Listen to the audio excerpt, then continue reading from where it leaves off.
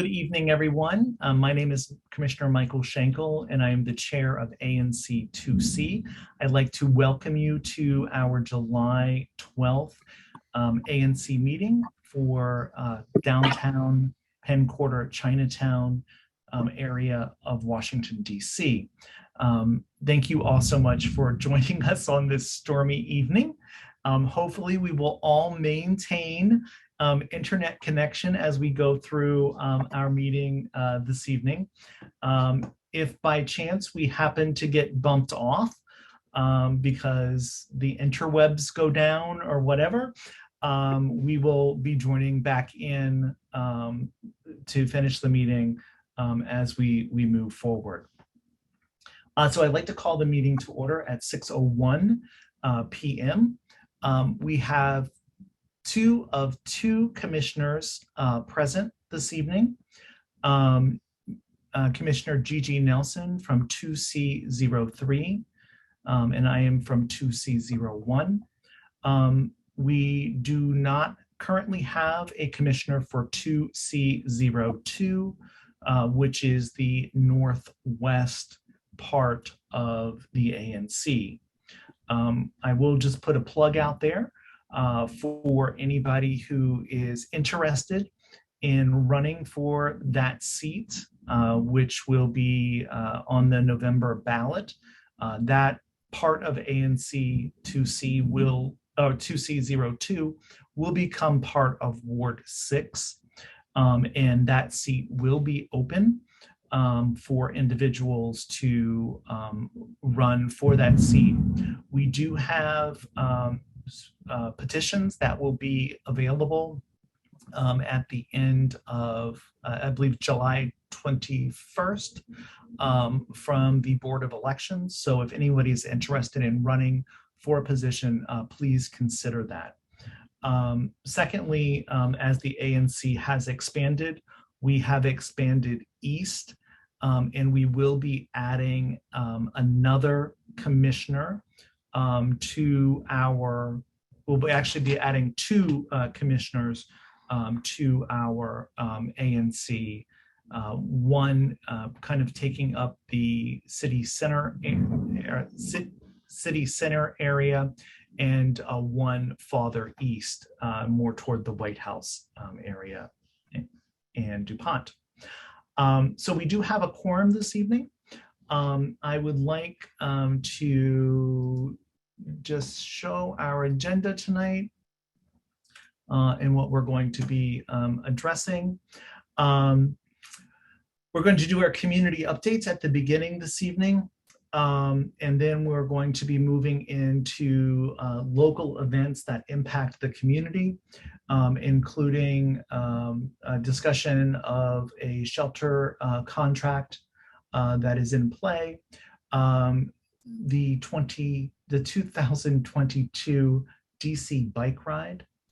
We do have two ABRA liquor license on the agenda this evening, one at the Renaissance Hotel and one for Mia Vida, which is a new restaurant that will be opening in DC. We will also be discussing under our public space section of our agenda, we'll be discussing the sidewalk cafe at Mia Vida, probably do that in conjunction with the ABRA license. We will be discussing a new sidewalk cafe that will be opening at City Swing, 901 New York, and the replacement of some grading and electrical vaults between the 800 block of H Street. Under planning, zoning, and environment, we will be talking about an art installation at the National Museum of Women in the Arts, and discussing some signage for a new T-Mobile store, which will be added to 7th Street. In our other items, we do have a reproductive health care resolution that has been proposed for us to take a look at and to make some decisions on. As we're starting the meeting off, Are there any other agenda items that we should add to the agenda this evening?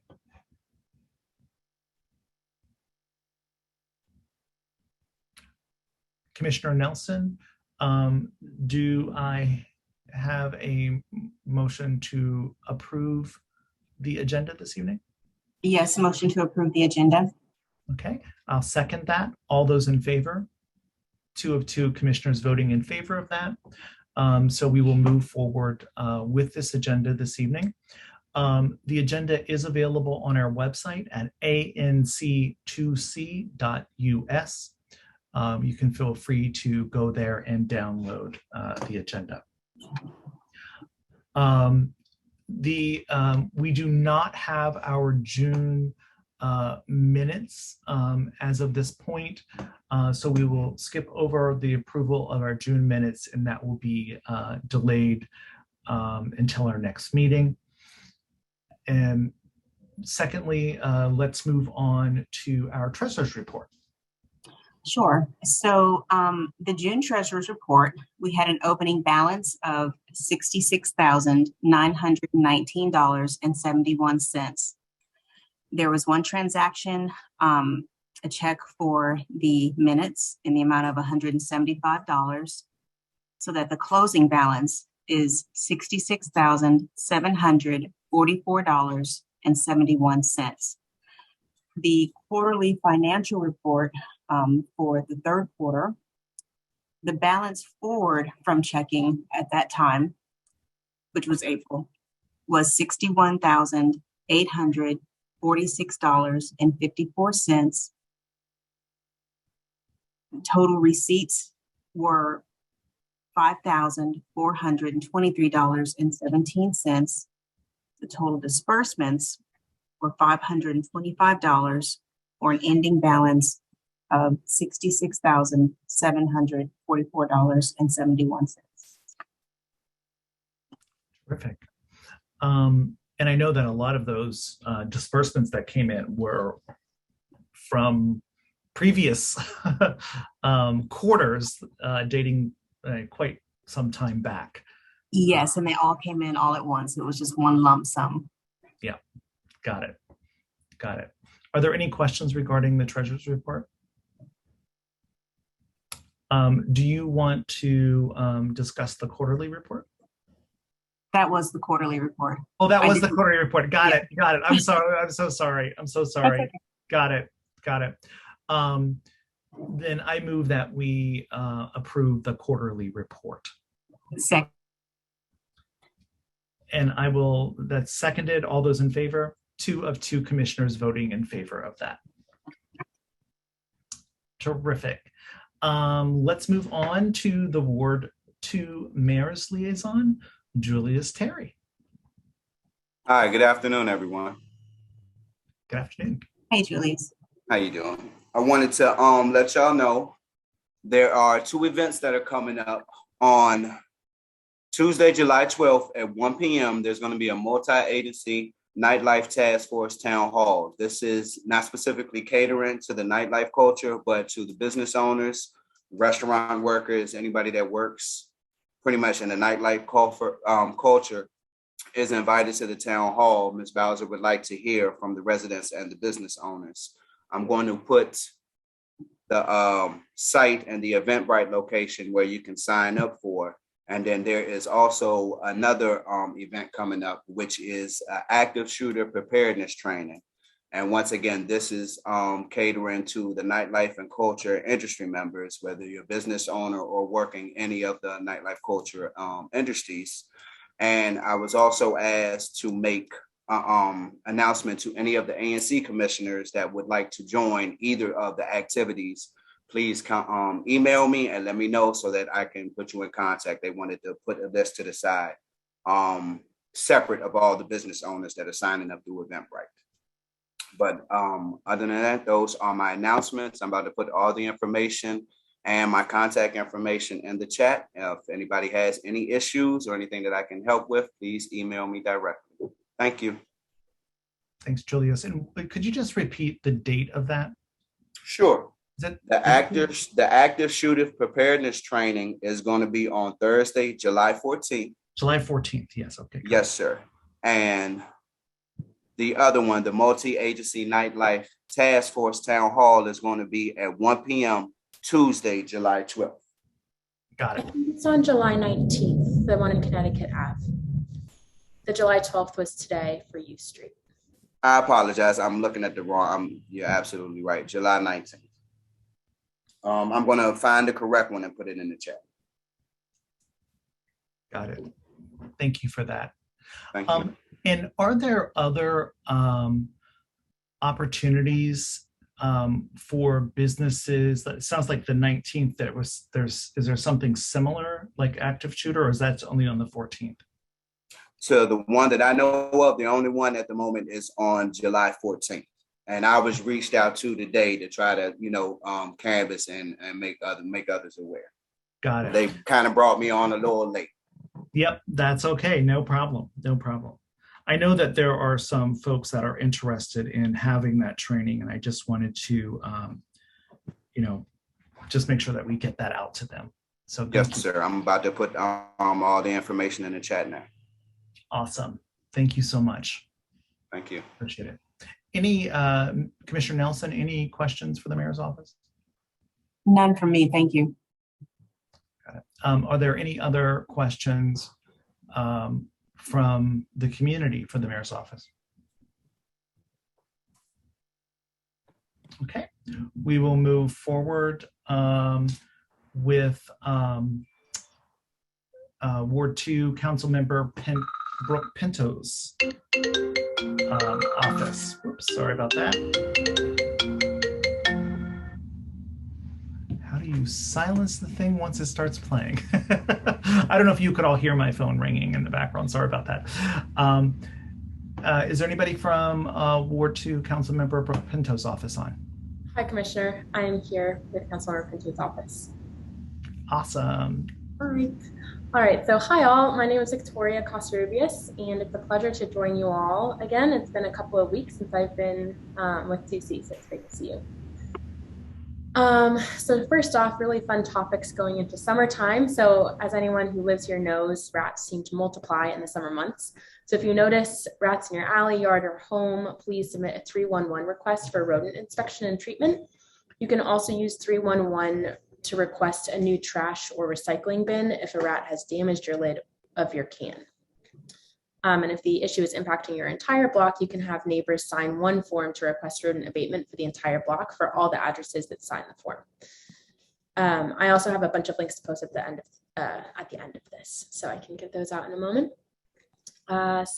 DC Health is also hosting a free 2-day rodent control academy this month at GW if you are passionate about rodent control. I'll post a link to that in a moment along with the 311 website. DC Health has also begun vaccinating DC residents who may be at risk of exposure to monkeypox, primarily residents over 18 who are members of the LGBTQ community. Please visit preventmonkeypox.dc.gov to check your eligibility for a vaccine and to sign up for alerts on when more appointments will be made available. And then just hopping on what Julius let us know about, the Mayor's Office of Nightlife and Culture, along with some other agencies, are hosting the town hall. Team Pinto was glad to join the town hall earlier today, which discussed U Street, and it sounds like it was a very helpful conversation to generate some ideas on how we can all learn more and also work better with agencies to help keep folks safe. And we'll also be attending the one next week, which is specifically targeting the Connecticut Ave commercial corridor, and this will be at the Mayflower Hotel. Hey, you all, I'm sorry to interrupt. This is Lieutenant Hamlin. I do apologize. A tree just landed on my house and crushed like half my house. Oh my gosh. Yeah, I'm calling. I called 911 already. I just had to crawl through all the debris to get to my cat. So I'm going to be getting off this call right now. Please. Yeah, we're all okay. House is destroyed for the most part, but we're all okay. So. Oh. Yeah. I'm so sorry. I'm so yeah, sorry. It's okay. Yeah, one day at a time. Yes. Yeah, so I'm sorry to interrupt. Yep. Continue the meeting, and I will see you guys later. Yes, please let us know if you need anything. I will. Thank you. Sorry about that, Victoria. Gosh, that is scary. I've been watching this lightning. That is frightening. Yeah, gosh. Well, we'll be thinking of him for sure. Yes, definitely. And I saw the chat, and I will post a link to the monkeypox site in just a moment. Lastly, the council is going to go into legislative recess this Friday through September 15th, which generally means that there are no hearings, roundtables, or markups, and there's also no new legislation that will be introduced. So our office will still be working throughout all of recess, so please continue to contact us if you need anything. That's everything from me, so if you guys have any questions, I'm happy to answer them. Sure. Thank you so much for bringing the monkeypox vaccine distribution to the forefront and to light. And I know that this has been a tremendous concern for many individuals living within the community, the LGBT community in particular.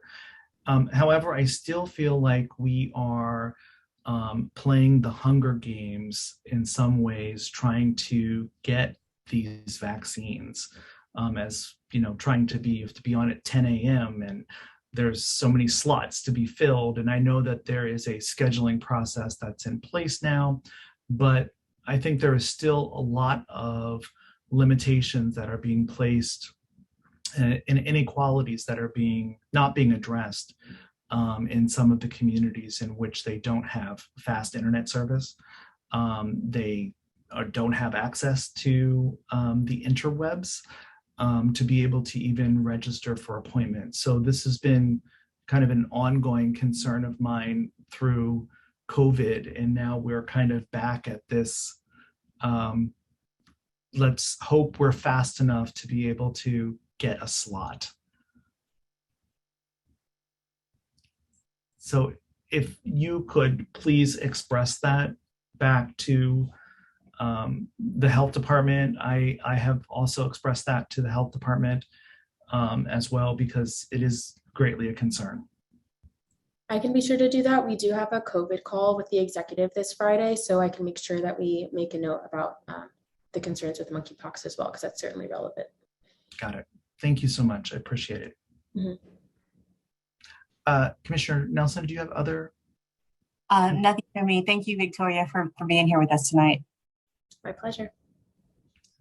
I know that Victoria, I have been in touch with Brian, and I have been playing phone tag all day today regarding the vendor situation that is happening near the White House, in which a vendor has established residency in front of White House, the White House souvenirs shop there. And I'm wondering if you have any updates that you can provide us on that situation.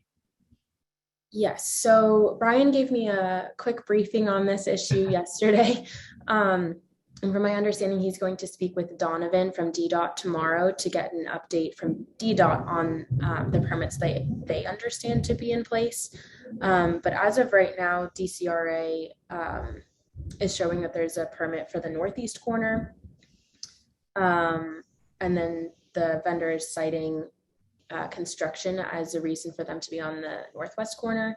Pepco is saying that they only have construction permits for the northwest corner. So there's a little bit of lack of clarity for which spaces are available. So we're following up with DCRA and Pepco to make sure that we have these permits clearly defined. And as of right now, there isn't a ton we can do, but we are following up to make sure that this issue is addressed. Thank you. I know that a year and a half ago, maybe 2 years ago now, this was brought up with DCRA and the same thing happened. It seems like no one at DCRA wants to get involved or do their job and enforce things. So I just want to bring that to the forefront, that there's tremendous frustration around this. And even the fact that they are not removing the carts at night as they are instructed to do so in the vending manuals, et cetera.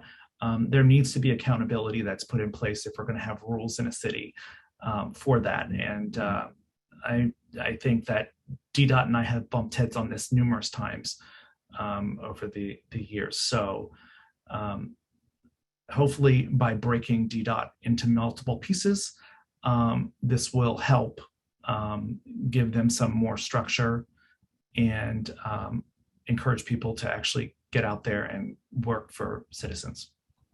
I do know that DCRA is currently inspecting the improper storage of the non-brick and mortar location. So this is something that they are aware of and should be acting on right now as well to gather information. Got it. And I would hope that the van is booted and towed. I understand that they need to be over 900 in fines to be boot eligible, and that should be eligible in about 2 weeks. Yep. Yes. Awesome. All right, and hopefully a tree didn't fall there. Sorry about that. That was not funny. Any other questions for Councilmember Pinto's office? Awesome, thank you. Do we have anybody from MPD1? Thanks so much, Victoria. I really appreciate you being here tonight. Anybody from MPD1? Yes, sir. Phil Mchugh here. Hi, Phil. How are you? I'm good. How are you? I'm well, thank you. Thanks for filling in for us. Are you our normal person now? So I'll start by just a quick introduction. My name is Phil Mchugh. I just came back to 1D about a month ago when I was promoted to lieutenant. But 1D is always thank you. 1D's been my home. I was an officer here, a detective here. I was a homicide detective working in this building. I was a sergeant here, and now I'm back as a lieutenant. So I've been at 1D pretty much my whole career, with some breaks in between working for different chiefs and other assignments. So I'm happy to be here. I'm happy to contribute to public safety in what I call my home. So I will be on these calls either with Captain Roth or just representing 1D by myself. So yeah, you could call me your regular guy. Awesome, terrific. I know that Captain Roth said that he normally works a different shift, so which he's usually not able to attend this meeting. So thank you. He works overnight. But he does try to attend when he can, and he just had a family commitment today also. So if I could just briefly start with some of our highlights from the last period and talk about some quick year-to-date stuff about the trends that we're seeing.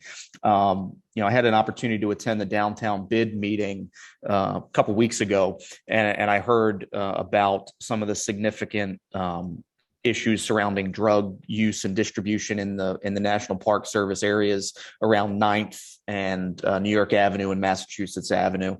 And what I took away from that meeting was that there didn't seem to be a lot of coordination and deconfliction of operations between MPD's 1st District, 2nd District, and the Park Police. So immediately after that meeting, I connected the element commanders from each of these units so we could all be on the same page and come up with a plan of attack for that area.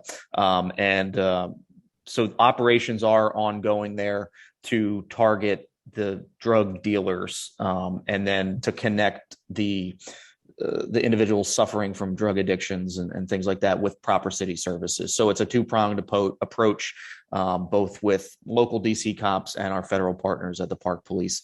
And so I'm hopeful that we'll be able to make some progress there that the community will see. Regarding the crime trends we're seeing in the 1D portions of your ANC, sir, is of most concern is our uptick in robberies. This is a citywide problem, but particularly down in the Chinatown area, we have seen an uptick in robberies in the last 30 days. So with that said, the chief has allocated us some additional overtime to have officers patrol during what I've identified as our higher times of upticks in violence, which right now is trending to be between 10 p.m. and 4 a.m. So not normally what we're used to seeing, but in the last 2 weeks, we've had 2 shootings down in Chinatown. We've had carjackings and all of these things occurring late at night, which is not the typical trend for Chinatown. It's normally during the day, during evening rush with food pickups and drop-offs, and now we're starting to see some violence later in the night. So we're going to have 2 full-time officers dedicated during this period, overtime officers, so it won't be taking cops from anywhere else in 1D to address this problem. But we have made some good progress with respect to stolen vehicles and thefts from vehicles. Those 2 numbers were really driving our crime numbers when I took over the seat last month. And so recognizing that, I directed that we do what we can as police, but also ask for community help as well. And one of the things I've done is I've gotten back to basics and basic traffic enforcement. I heard you speaking earlier about, some of these city agencies not enforcing things that they have the ability to. And, I want our officers out there doing something about the stolen auto problem we're having. So I can't drive a block in Chinatown without seeing at least one car double parked, with their flashing lights on, whether there's somebody in there waiting to pick something up or just car is just left running. So I've tasked my officers with not ignoring that anymore. And I'm guilty of it because I see it all the time. I would just drive around them and, we're at least now going to turn on our lights and sirens, try to get them to come back out of the store, issue tickets when appropriate. We don't want to go full on enforcement mode and, become a financial burden for, the community. But we also need folks to realize that when they leave their cars running, with the keys in them, kids are not just stealing them to go on a joyride. They are using these cars in violent crimes. They're using them to commit robberies and shootings. They're really impacting the city. And so that's been my focus for the last 30 days, we've been able to drive down stolen auto numbers 33% in our 1D portion of ANC 2C. So stolen autos down 33%. And then on the theft from auto front, in the last 30 days, we've been able to drive that down 75%. And I attribute that to giving really clear instructions to my officers on what I expect from them when they're out there. I want my officers to be looking into cars as they're walking by to see if there's any valuables in plain sight that would be crimes of opportunity. And then we're using the resources we have. We're running the tag numbers. We're trying to find phone numbers for folks. And then we're calling them and saying, hey, come down to your car and take your laptop off the front seat while you're having dinner, because it might not be there when you come back out. So those 2 things I really attribute to the success we've seen in the last 30 days. Now with this focus on robberies and identifying the trends of later in the evening and early morning, I think with our shift in resources coming up, we're going to continue to see some success. So that's what I have at this moment. I'd be happy to take any questions on any specific crimes that I may have the information here about, or if anything else. Sure. I really appreciate you giving those updates and your engagement with your officers. I'm wondering about the shootings that you have referenced in the Chinatown area. Could you elaborate on those a little more? Sure. So the first one occurred on July the 6th in front of the Hotel Monaco, which is at 7th and F, right there on the corner. So in this case, it was late at night. Car full of people pulled up in front of the hotel, and the suspect's vehicle pulled up, and 4 suspects got out and approached the car. I think they thought that the car was unoccupied, and I think they were hoping for a quick getaway in front of the valet stand there. They then realized that there were people in the car, so they pulled out guns and demanded that the people in the car get out. At that time, 2 of the people got out of the car, 2 of the people stayed in the car. The driver did not want to give up his car and started to drive away. And it was at that time that the suspects fired 14 times at the vehicle, striking the driver's side door 8 times. Thankfully, nobody was struck by that gunfire, but it is extremely concerning to me that occurred at such a prominent intersection where people are driving through, at all hours of the day. And then the last one was a shooting that occurred on the 11th, which was last night in Chinatown. There was a 900 block of 7th Street Northwest. There was a group disagreement about something, and we have a group of females that somehow became involved in shooting back and forth at one another. So one of these female victims showed up at a hospital a short time later with a gunshot wound to the hand.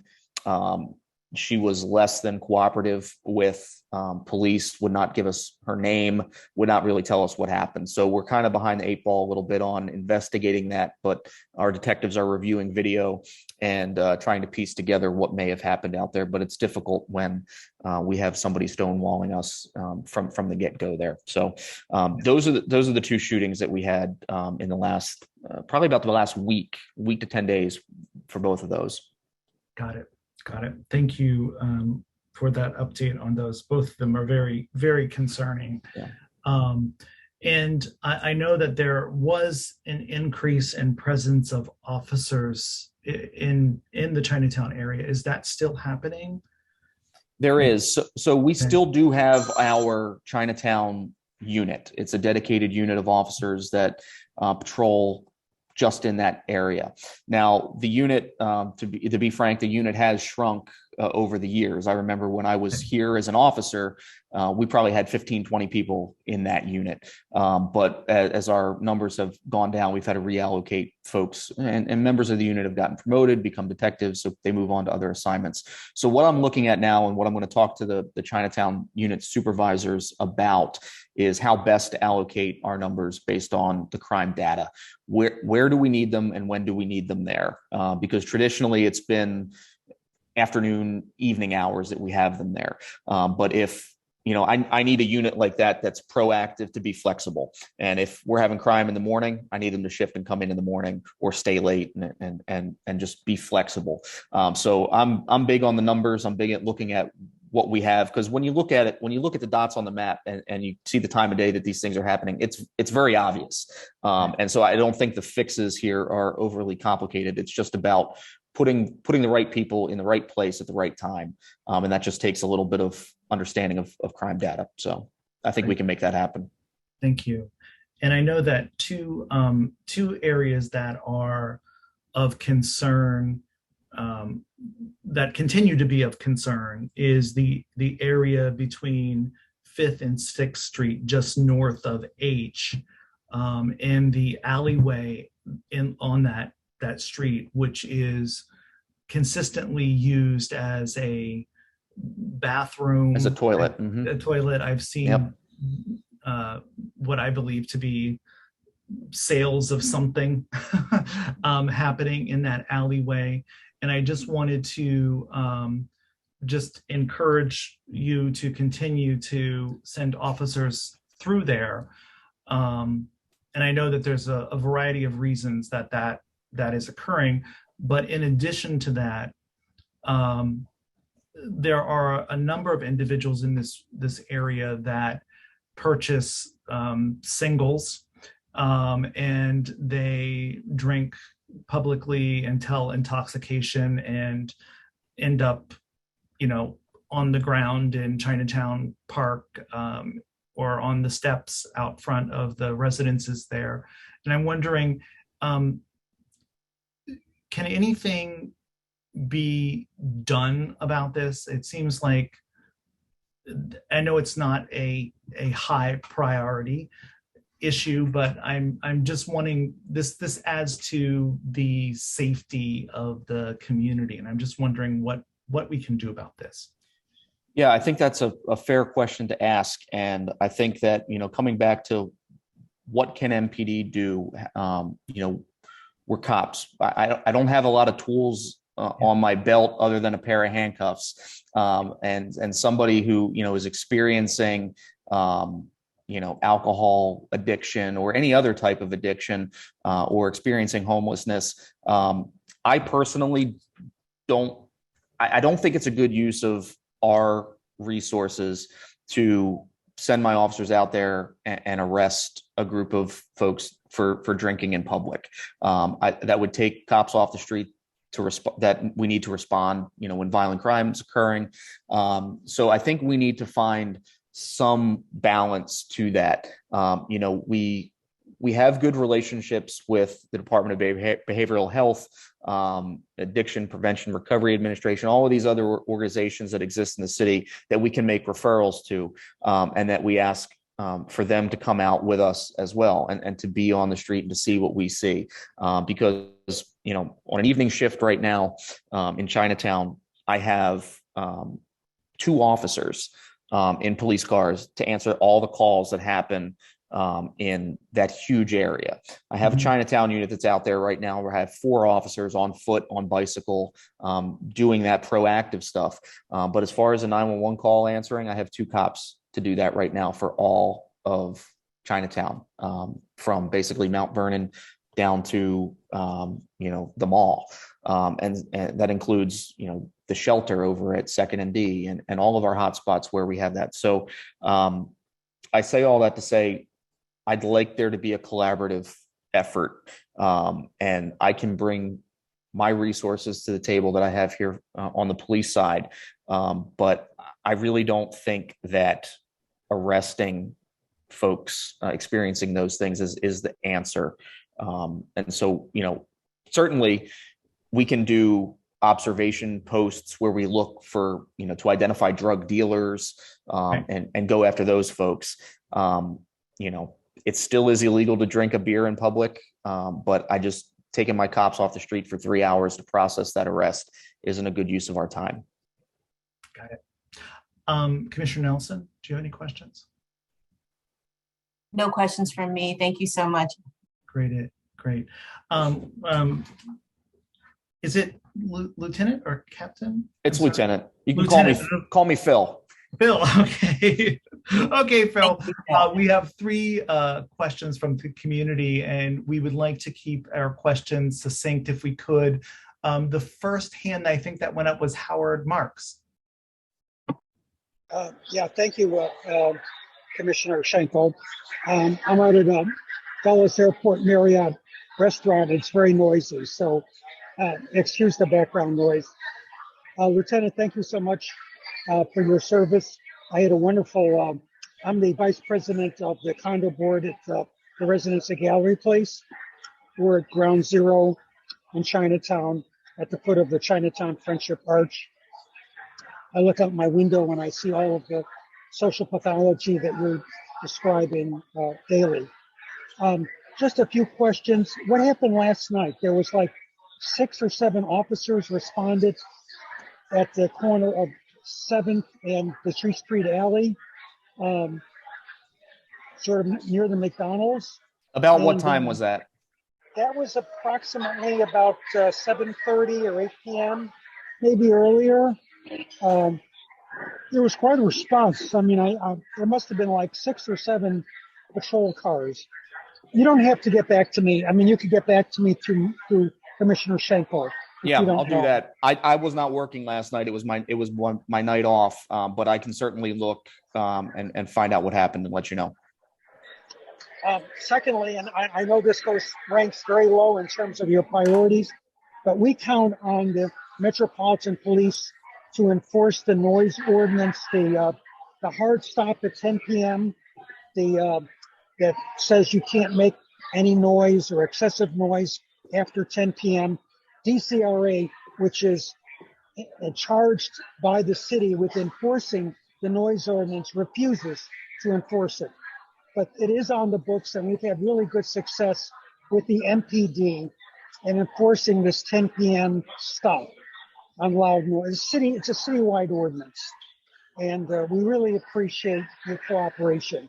It's really critical to us. And the third Understood. thing is, I did meet with your boss, with Captain Roth. We had a Zoom call, went very successfully. After I get back from vacation, I'd like to set up another Zoom call with you, Lieutenant, and we could discuss these issues. I know that Michael has other people that have questions, so I'll get off now, and I look forward to setting up this call with you, Lieutenant. Absolutely. Nice to meet you, sir. Safe travels. Okay. Thanks, Howard, and have a great vacation.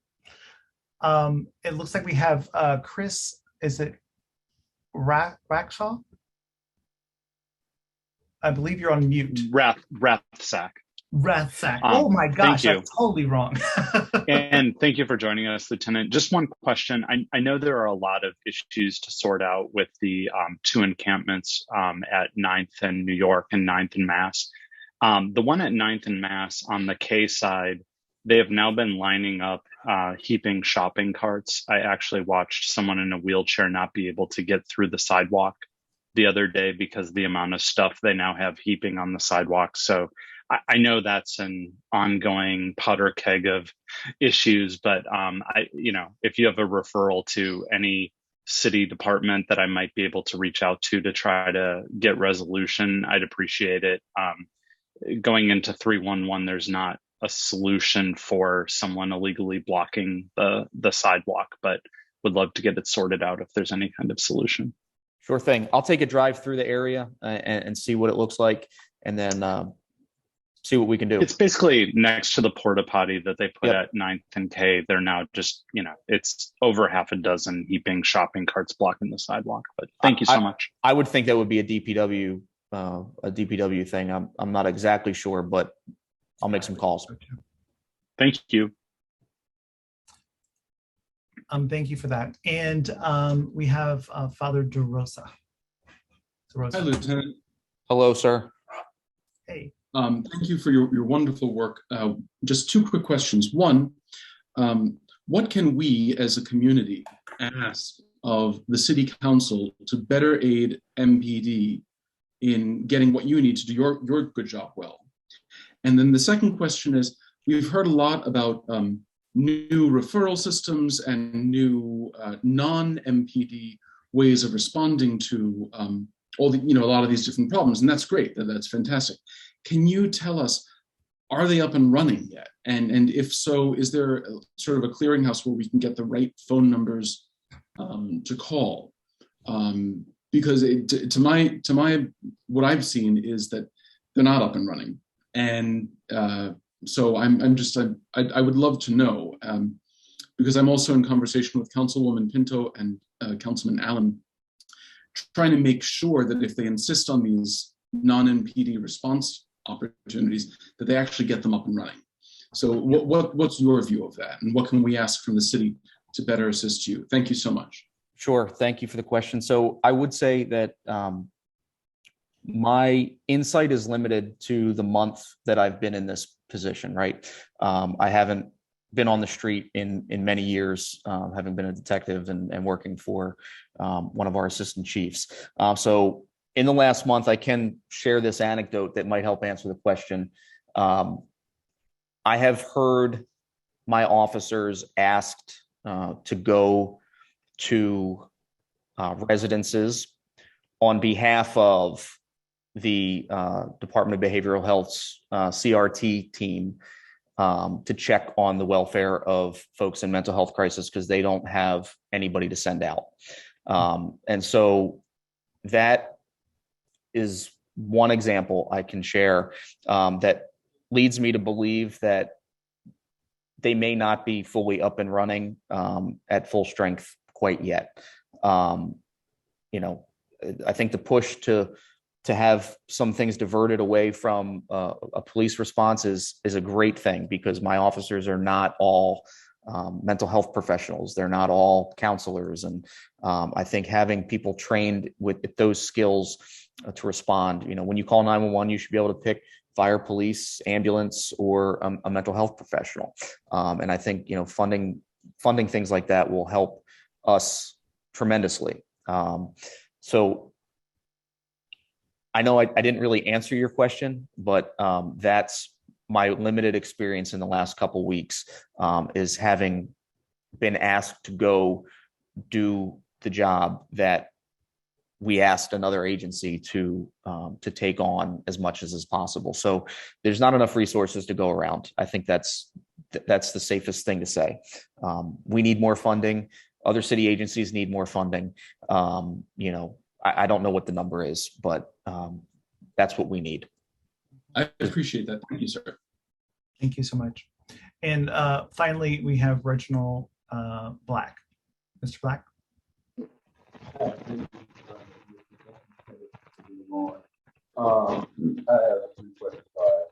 Hello, Reginald. We can't hear you. Can you hear me now? We can hear you now. Yep. Yes. Okay. So I have I think you muted yourself. One is are you in touch with the continuum of care board for people who are experiencing homelessness? And what do you know about the District of Columbia's strategic plan? My other two questions are more so for like some of the residents and people that have complaints. One is, did you know that there's about maybe 14,000 vacant units, which over 6,000 of those are Class A luxury units? And this is a report that the Chief Financial Officer for the District of Columbia puts out on economic trends. And do we have a bead on how many vacant units are in 2C? And that gets at my last question for residents.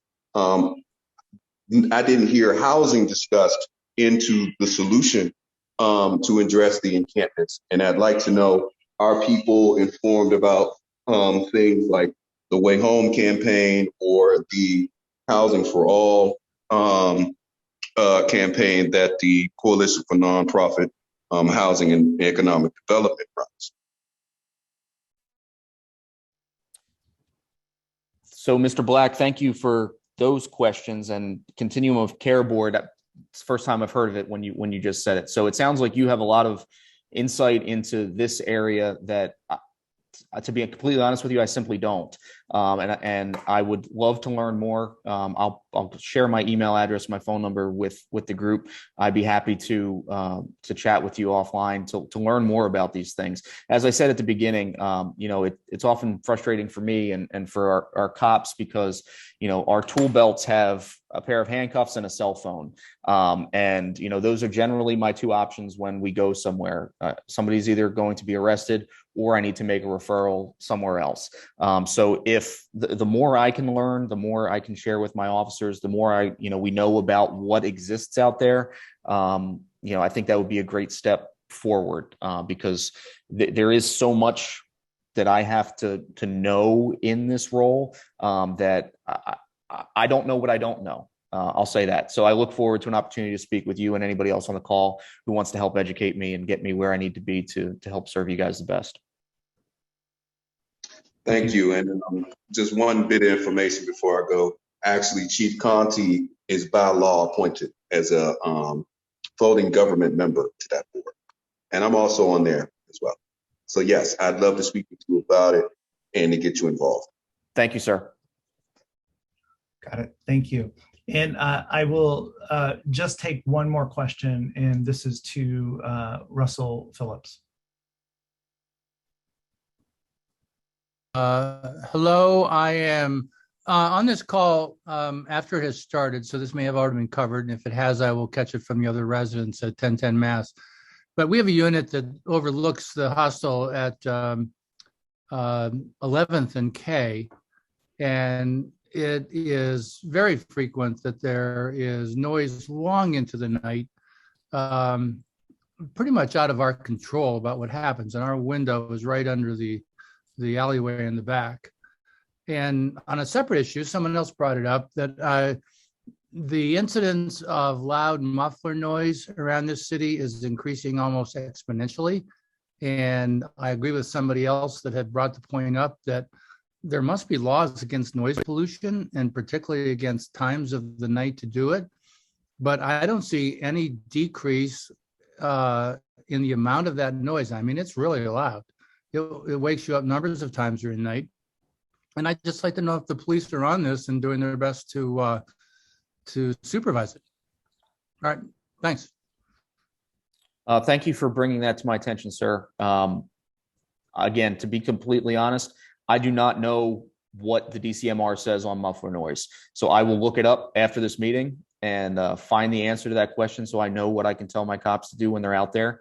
But certainly any sort of reckless driving or, burnouts or anything like that, that's obviously something that we will take action on.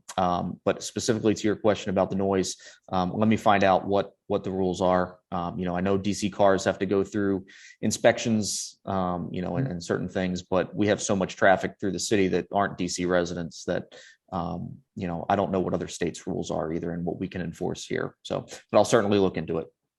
All right, because I don't know the mechanics of making the noise where they can switch it on or off, but please do look into it because it's a frequent violation. Was the hostel at 10th, at 11th and K discussed before we got on? No, it was not yet. It's on the agenda later. Later, okay. Yes. Well, Okay. then I will wait for that. Thank you. All right, thank you. Thank you so much, Lieutenant. We appreciate you being here for 1D. Thank you. It was nice to meet all of you. We'll talk soon. I am the watch commander right now, so I do have to jump off and go back. Go ahead. Drive Go for it. around. So Got it. all right. Thank Take you care, so much. everybody. Thank you. I know that Lieutenant Hamlin had to jump off. Is there anybody on from 2D? Okay. We, if folks, I know that there was some concern about crime and safety issues in 2D, and I'm wanting to know what those are. If someone wants to tell us or put it in the chat. Michael, Suzanne Towns, I'm also at 1010 Mass. Thank you for flagging the question.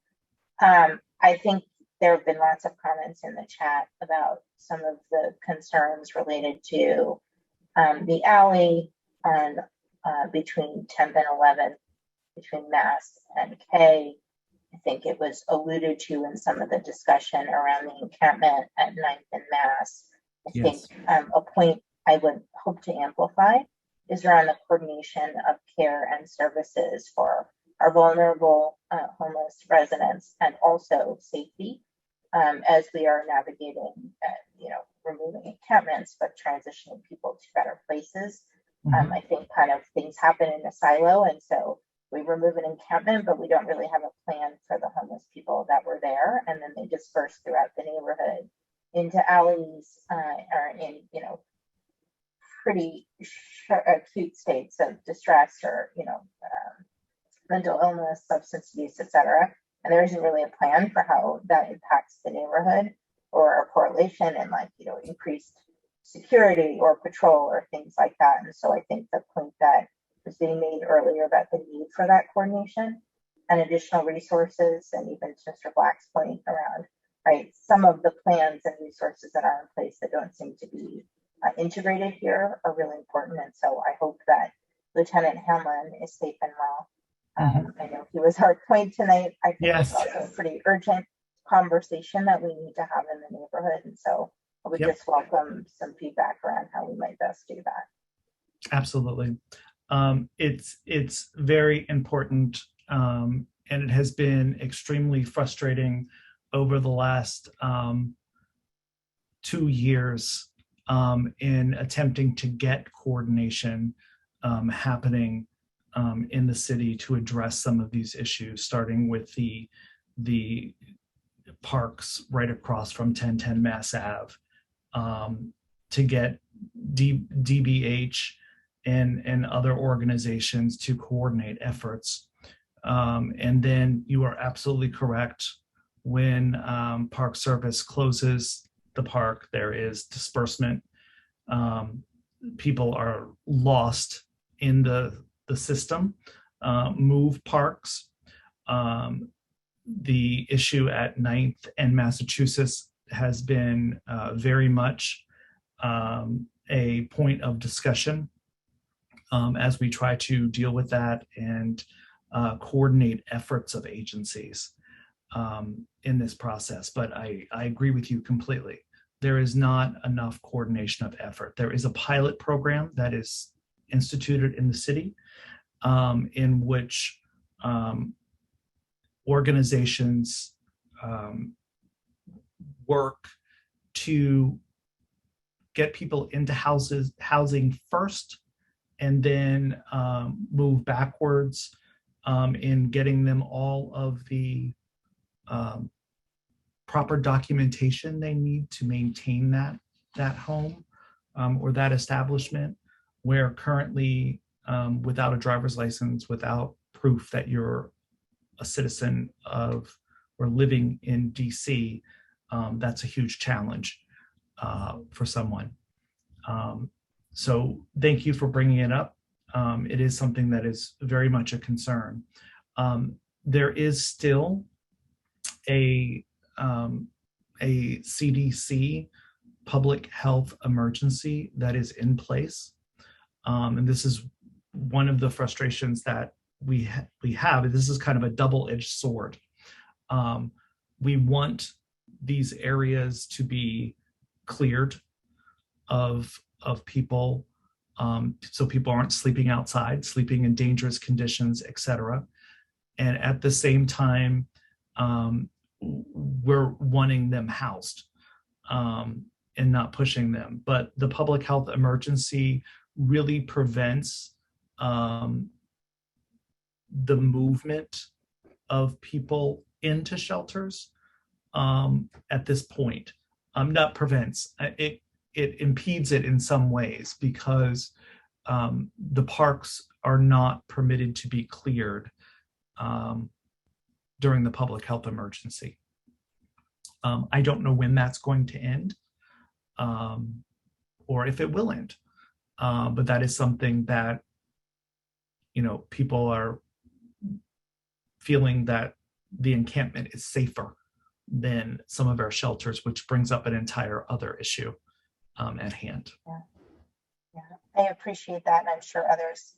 I see a lot of folks from our building on. I think there is at times a misperception that it's NIMBYism or people just don't care. I think people care a lot and are trying to balance those concerns. There's also the other side of that conversation, whereas you hear about safety issues going up, and the assaults and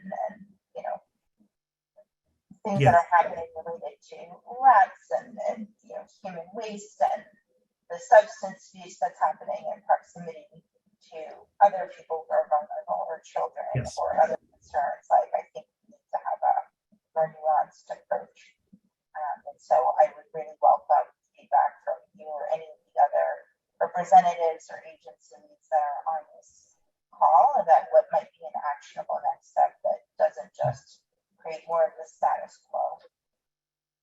Right. I will be very happy to attempt, I'm going to use the word attempt here, to bring together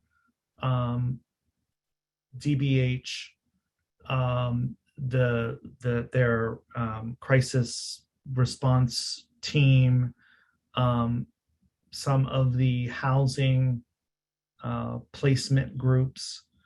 I'm happy to try to get them together to do something like this, so that like a presentation to how we can coordinate better as a community.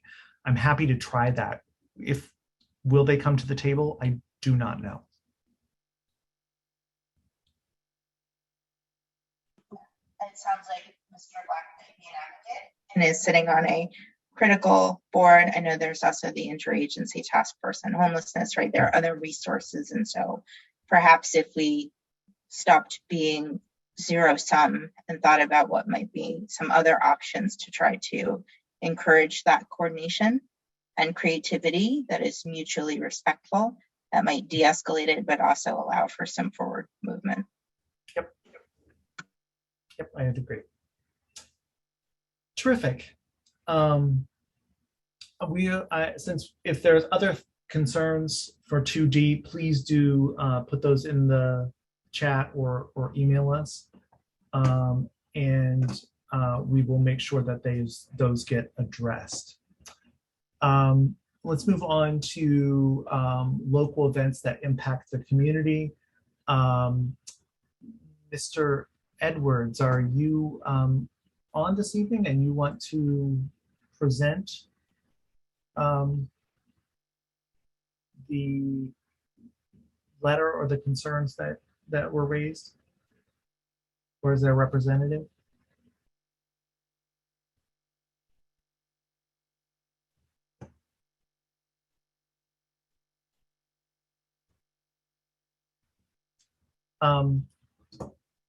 I will just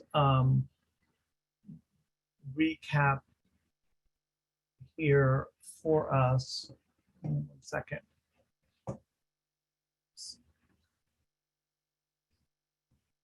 Lost my screen here. I'm not sure who raised their hand first. I'm sorry. I'm not sure if it was Kate or Gerald. Yeah, Michael, this is Kate Cronquist. I thought Michael Edward was going to be on the meeting tonight. Apparently he doesn't sound like he's on. I saw him earlier, but I am not, and maybe I'm not seeing him now. Okay. Well, as I'm sure you obviously know, Michael, I'm the president of the association here at 1010 Mass. And you can see tonight we have a large amount of our community members that are here and attending the meeting tonight in support of Michael Edwards' letter that he had submitted, which essentially was questioning the contract granted to the former International Youth Hostel that's right near next to our building across the alley. Due to the ordinances in place that prevent oversaturation of those facilities within one particular neighborhood district. And that was the nature of his letter, which I believe was dated July 4th, that he submitted to you and to the mayor and to the councilwoman's office. And so that is what we were, I know he was hoping to present, and we as a community wanted to talk to you about. Clearly our community has had significant problems, since the and I guess I shouldn't speak. I'm only one person in the community. I approved of Michael's letter. Other people may not, so I don't want to say everybody's in agreement. So I'll back that off. But clearly we've had significant problems, as you are aware. I know you've participated in some other calls with us, Michael, and we appreciate that. With the homeless shelter, since it's been here, just between the combination of that and then the encampments that we were already talking about, we've just had a significant amount of loitering and urination. I know you were talking about the urination and the things behind the alley on 5th Street, which is where the pet handy shelter was and relocated here. And this being their swing space, we are having the exact same urination and defecation and also drug use problems, right along the street as they have over there. And so it's been a problem that we did not have to that high extent as we do now before the shelter was in this area. So it's been a difficult time for us. We've had to take efforts, as a lot of our neighbors. The realty company in the alley has recently had to spend thousands of dollars to put a garage door in place to block people from sleeping in their alley. The Moxie is now trying to keep people from hanging off on the steps of their historic building on the corner of 11th and K and smoking marijuana there all afternoon. And we in turn are also having to put extra lights and signage, and we're talking about maybe a gate at our back stairs because we have people that just congregate and sleep and urinate and do drugs on our property, and it's really becoming problematic, especially since Boltberger hasn't been operating the stairs around Boltberger and the little nook on Boltberger that faces 11th Street have been a great place for, you know, the folks from the shelter to come and just hang out and smoke and urinate, and so it's just been a problem. And I know that's where Michael was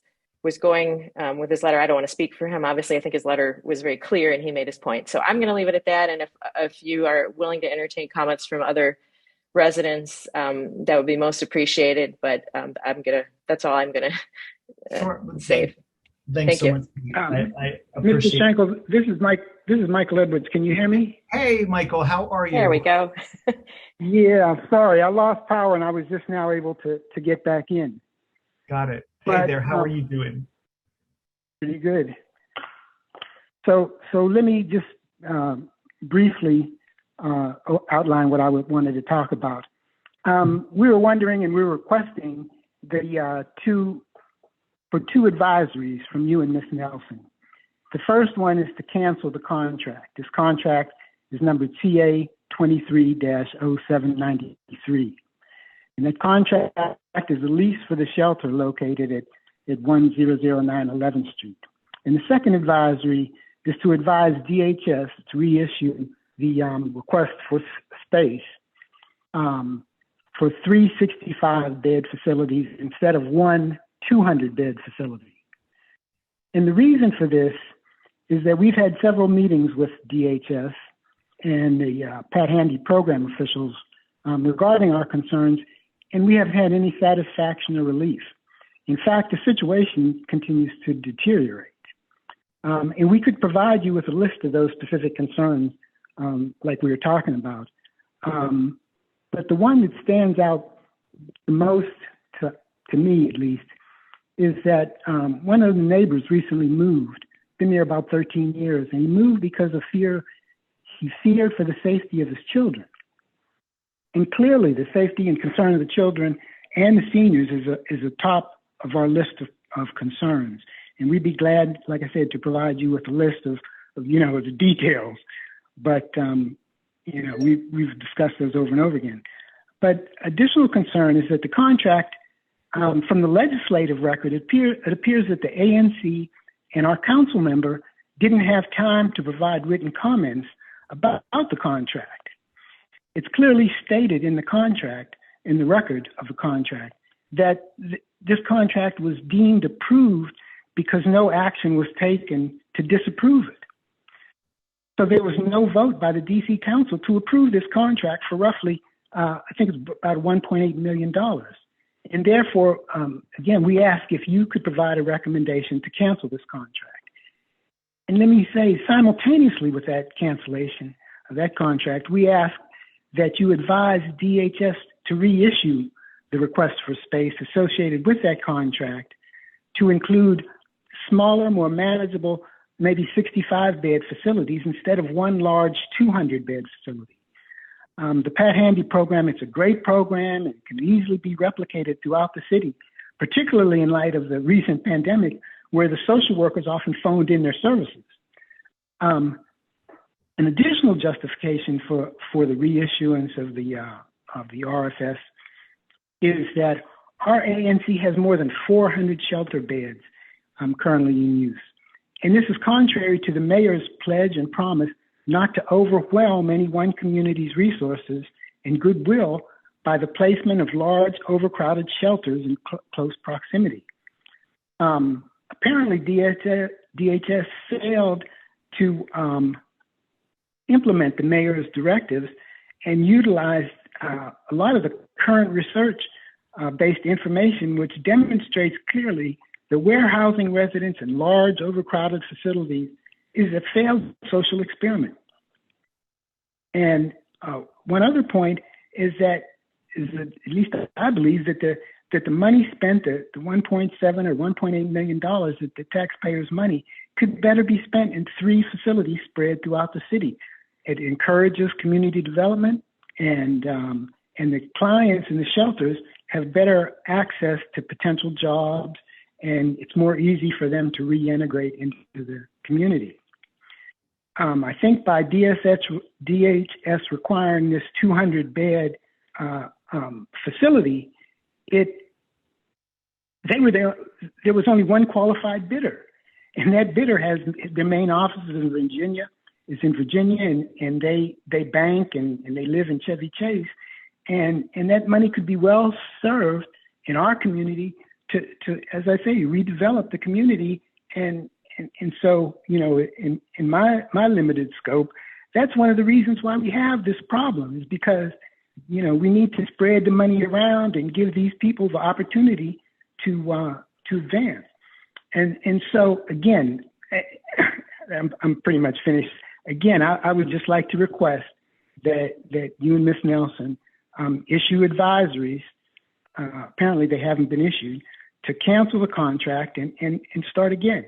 And when you start again, I'd like for the requests from DHS to be smaller, more manageable facilities. Thanks. I'm sorry I was late and all, but I lost power. Do not be sorry at all. Thank you very much for your thorough response and for your letter, which was very well done in outlining the issues at hand. One of the major challenges with this is that I, as one of the ANC commissioners, feel as if we were duped by DHS in this process, that the Pat Handy shelter being temporarily moved, and I'm using air quotes for temporarily, moved to the 10th Street location for 12 months, when this has been a long time over that, significant time, and that the fact that men were moved into the former Pat Handy shelter in this apparent concern regarding COVID and spacing folks out, moved into a shelter that was unfit for the women to be in, but okay for the men to be in, which is of grave concern, and I have expressed that explicitly to DHS and General Services, who issues the contract. It is my understanding, and I'm just repeating to you what I am saying, that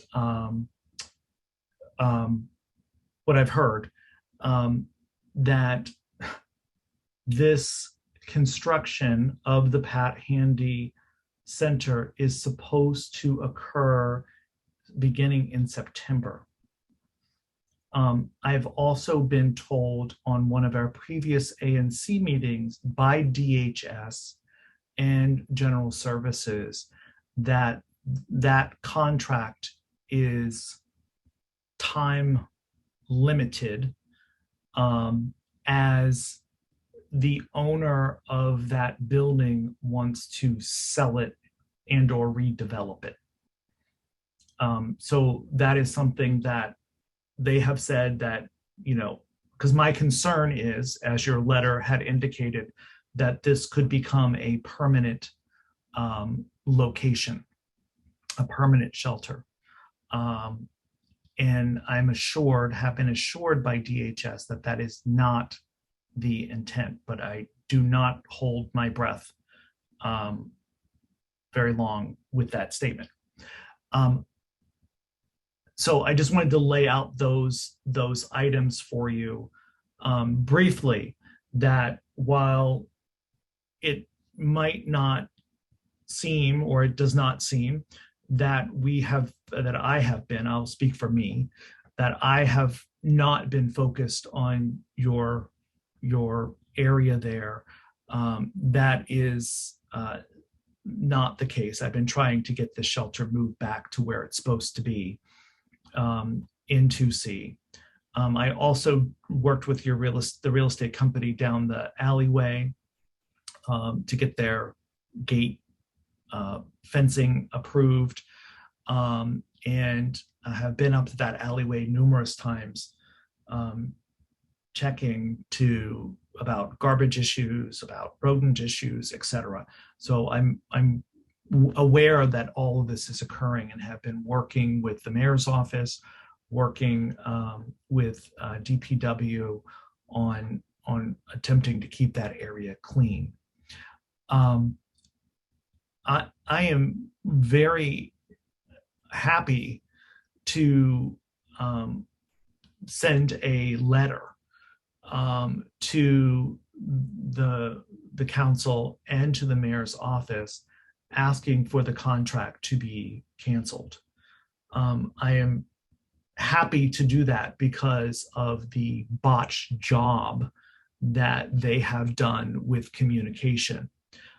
The residents of 6th Street Flats, which is the residential building between 5th and 6th, know very well how our meeting with the mayor went regarding the homeless situation. And basically she said, okay, I've heard enough, and hung up from us, not wanting to address the issue or deal with the issues at hand. So this has been really an uphill battle to try to do, but I am happy to recommend that this ANC send that letter. Very happy to do that. I have two more comments, and those are the last two comments I will take. I would like to tell, I know that I've been kind of watching the chat. I have not been able to read all the chat as I'm facilitating the meeting and listening to everyone. I do want to acknowledge that this is not an issue that we want to pit neighbor against neighbor, community against community. This is a comprehensive challenge that we're experiencing in our city, and right now, especially as a result of the pandemic and all of the drama that has associated with that over the last 2 years.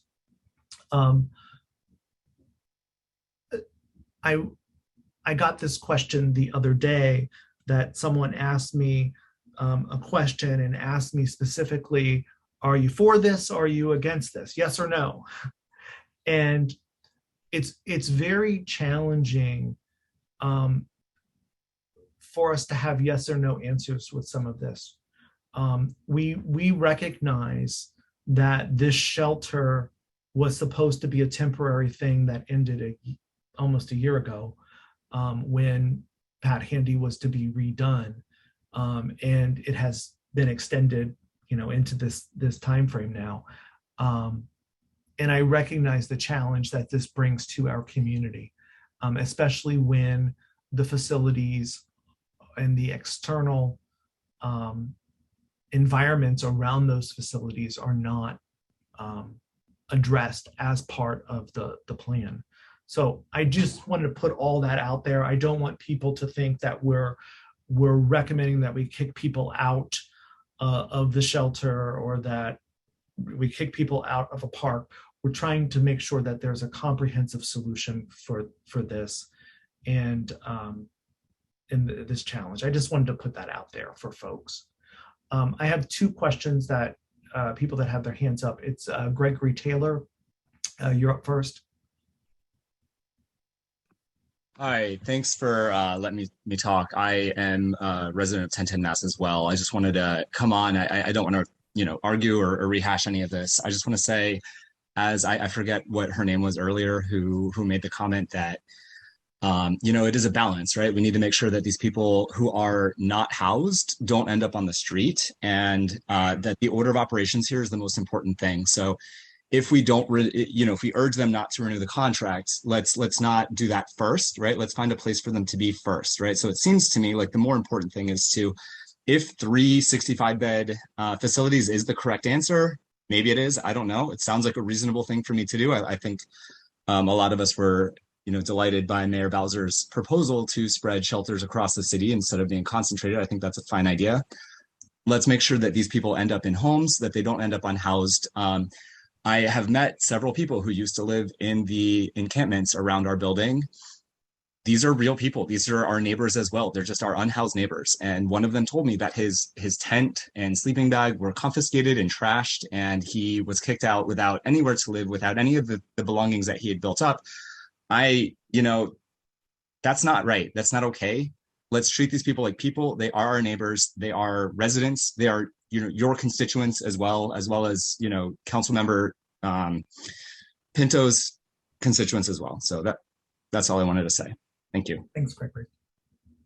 Mr. Black.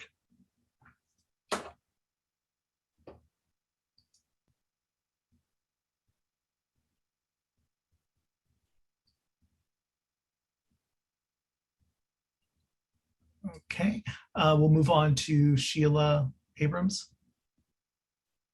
That's our last comment. Hello. Hi. Thank you for taking my question. I recently moved here. I've lived here a little over a year and a half, and I'm at 1010 Mass. When I moved here, and I did see the letter that said it was temporary housing, I'm actually looking at it right now. And, I believe your word is your word. And I was all for helping, and I am always all for helping because we don't want anyone on the streets. My concern is when I come home from work and I'm assaulted and attacked and cussed out just for coming in the back and I have to go through the front. I don't know what the solution is, but I'm glad that you're speaking on it. And I'm glad you said that there's a possibility that the real estate company will come in and decide that they want to do something different with it. Until then, I am for us stopping this renewal of this contract for my safety. I moved here from Florida and I felt safe. I don't feel safe here. And I moved here as a trailing spouse with my husband, and I don't feel safe. So I don't know what the solution is. I've listened to everybody, but I would like to continue to be with you on anything that we can do to stop this contract. And also, when they said it was temporary, they said that it was because of plumbing that they were getting fixed in the previous shelter. Has that been taken care of so they can go back to the previous shelter? No, the answer is no. Okay. That has not been done. That men were moved into the shelter Okay. because of COVID considerations. So that's kind of where we are. with Okay. this. Okay, if you could, I'm just going to take your information. If you could leave it out there so that I can get in connection with you. So anything that we could do to help. I don't even know what the proper answer is, but I do know that I want to feel safe. And everyone in our community should feel safe, and no one should feel like they're in a situation where they're not feeling safe ever. And I'm sorry that has happened to you and that you're experiencing that. I wouldn't want anybody in our community to experience that anytime, but I hear you loud and clear. I would like to, and Mr. Edwards, I just wanted to ask, this contract is not up for renewal. Well, there's two things. The request for space has the city with a 15-year optional lease. The contract says that it could be renewed annually, and it doesn't give a limitation on how many years. But as I say, the RFS gives a 15-year time frame. Got it. Okay, I hear what you're saying now. Absolutely. So Gigi, Gigi, do you have any questions? No, I don't have any questions. Okay. I would like to move that ANC 2C sends a letter asking the mayor and DC council to not to renew the 1009 shelter lease and return the women to the Pat Handy shelter. So before we do that, it looked like Reginald's hand was up. I'm not sure what happened there, but I think he still had a comment. I called his name twice and he didn't respond. Okay. So I took his hand down. Okay. A second. Is it possible for me to lobby my questions? And we have a motion on the floor at the moment. Ms. Nelson, do you want the question to be asked? Yes, he can ask his question. Terrific.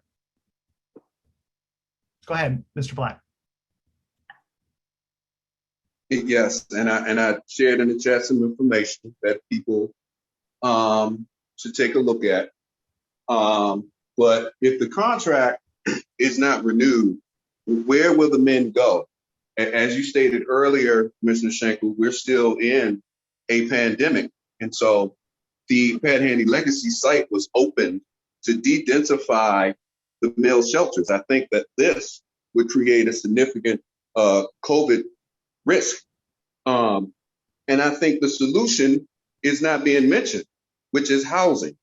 And if you look at the report that I placed in the chat, you'll see that possibly 2C has over 1,000 units vacant right here today, which those owners who are here in this meeting can help us match people as per the pilot program you referenced to those units so that they're not in the shelter, that they're not in the encampments. That's the solution to these issues, making sure people have the services and support that they need.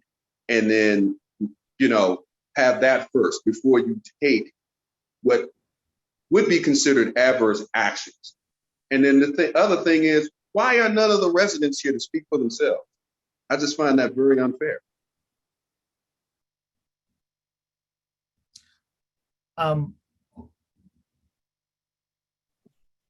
So it's not, I couldn't tell you why none of those residents are here, but I do know that we have been publicizing these meetings for as long as we've been having them. So it's not like it's a secret that we have these meetings. So it's not a secret. So they could have been here, and if anyone of the residents are on here, we're more than happy to hear them as well. But they're not, and I mean it's unfortunate, but that's just the reality.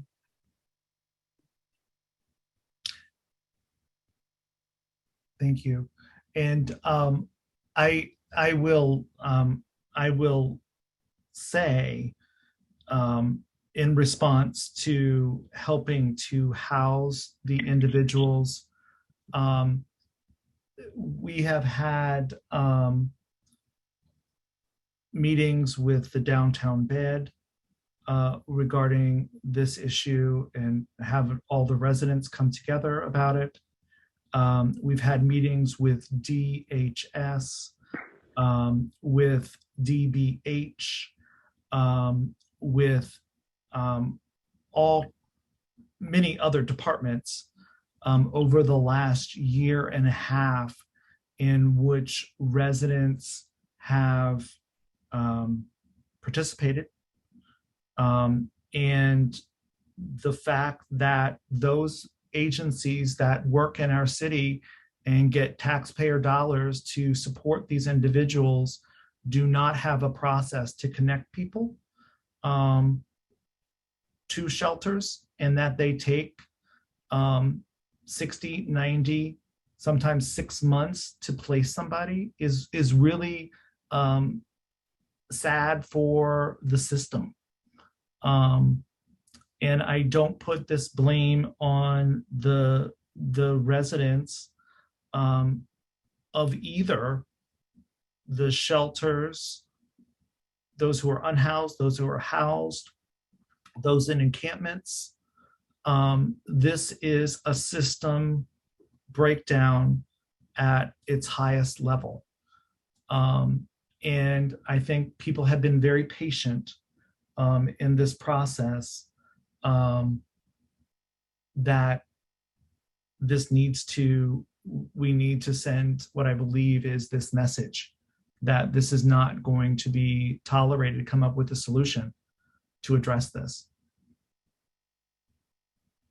So the motion was on the floor to send a letter asking for cancellation of the contract and to move the women back to the Pat Handy Legacy site on 5th Street. And Ms. Nelson, you seconded. Yes. All those in favor, raise your hand. Anyone oppose? Awesome. So 2 of 2 commissioners voting in favor. We will go ahead and send that letter. I'll prepare that letter and get that out as well. Thank you. Thank you all for a fruitful conversation. And I will commit to attempting to get DBH, DHS, others that Mr. Black has mentioned in his conversation and comments together to talk about a comprehensive strategy to address this. But I will attempt to do that as quickly as possible. So thank you all for a very fruitful discussion. Do we have Diane Morano Thomas on us tonight? Yes. Hey, how are you? Here. Hi, good evening, everybody. Good evening. Hi, I'm going to be very quick because you guys know this event. It's the DC Bike Ride. This is happening on Saturday, September 10th, as it did last year. Traditionally, this used to be in May, and COVID year, we moved it to the fall in September. So it went really well last year. This ANC hosts the finish line right there on the 300 block of Maryland Avenue. And it wraps up the race real quick. Saturday, September 10th starts at 8 a.m. at West Potomac Park. It goes 20 miles through the city, and it ends up at noon at 300 block of Maryland Avenue. And there is a finish line festival with, of course, stations for people, bike stations, and music and things going on there. So again, we're in your ANC. That finish line festival wraps up at 2 p.m. And this is not a race, it's a ride. Ages 3 and up can ride on this car-free streets on Saturday, September 10th. So we wanted to come before your ANC and see if there's any concerns or if you have any questions. When it goes to the 300 block of Maryland, where does it enter the ANC at? It comes off Independence Avenue, 7th Avenue. They're traveling north on 7th. They're going to make a right on Independence and then make that left up to Maryland Avenue. Got it. Mm-hmm. And then the bikes roll into 3rd Street. They'll come up Maryland Avenue and make the left on the 3rd and stop there. Got it. Terrific. Mm-hmm. Are there any questions or concerns, Ms. Nelson? Nothing. Awesome. Any community concerns or comments? How many riders do you anticipate? Well, this is about the 5th year of the event, and it's grown increasingly. Last year, I want to say we had about 9,000 riders, and that's kids, small kids, tandem bikes and the little kid bike trailers in the back. So yeah, about 9,000 was the ridership. I think the first year we did, it was about 5. So, and they'll ride in the rain as well. So awesome. They're out there.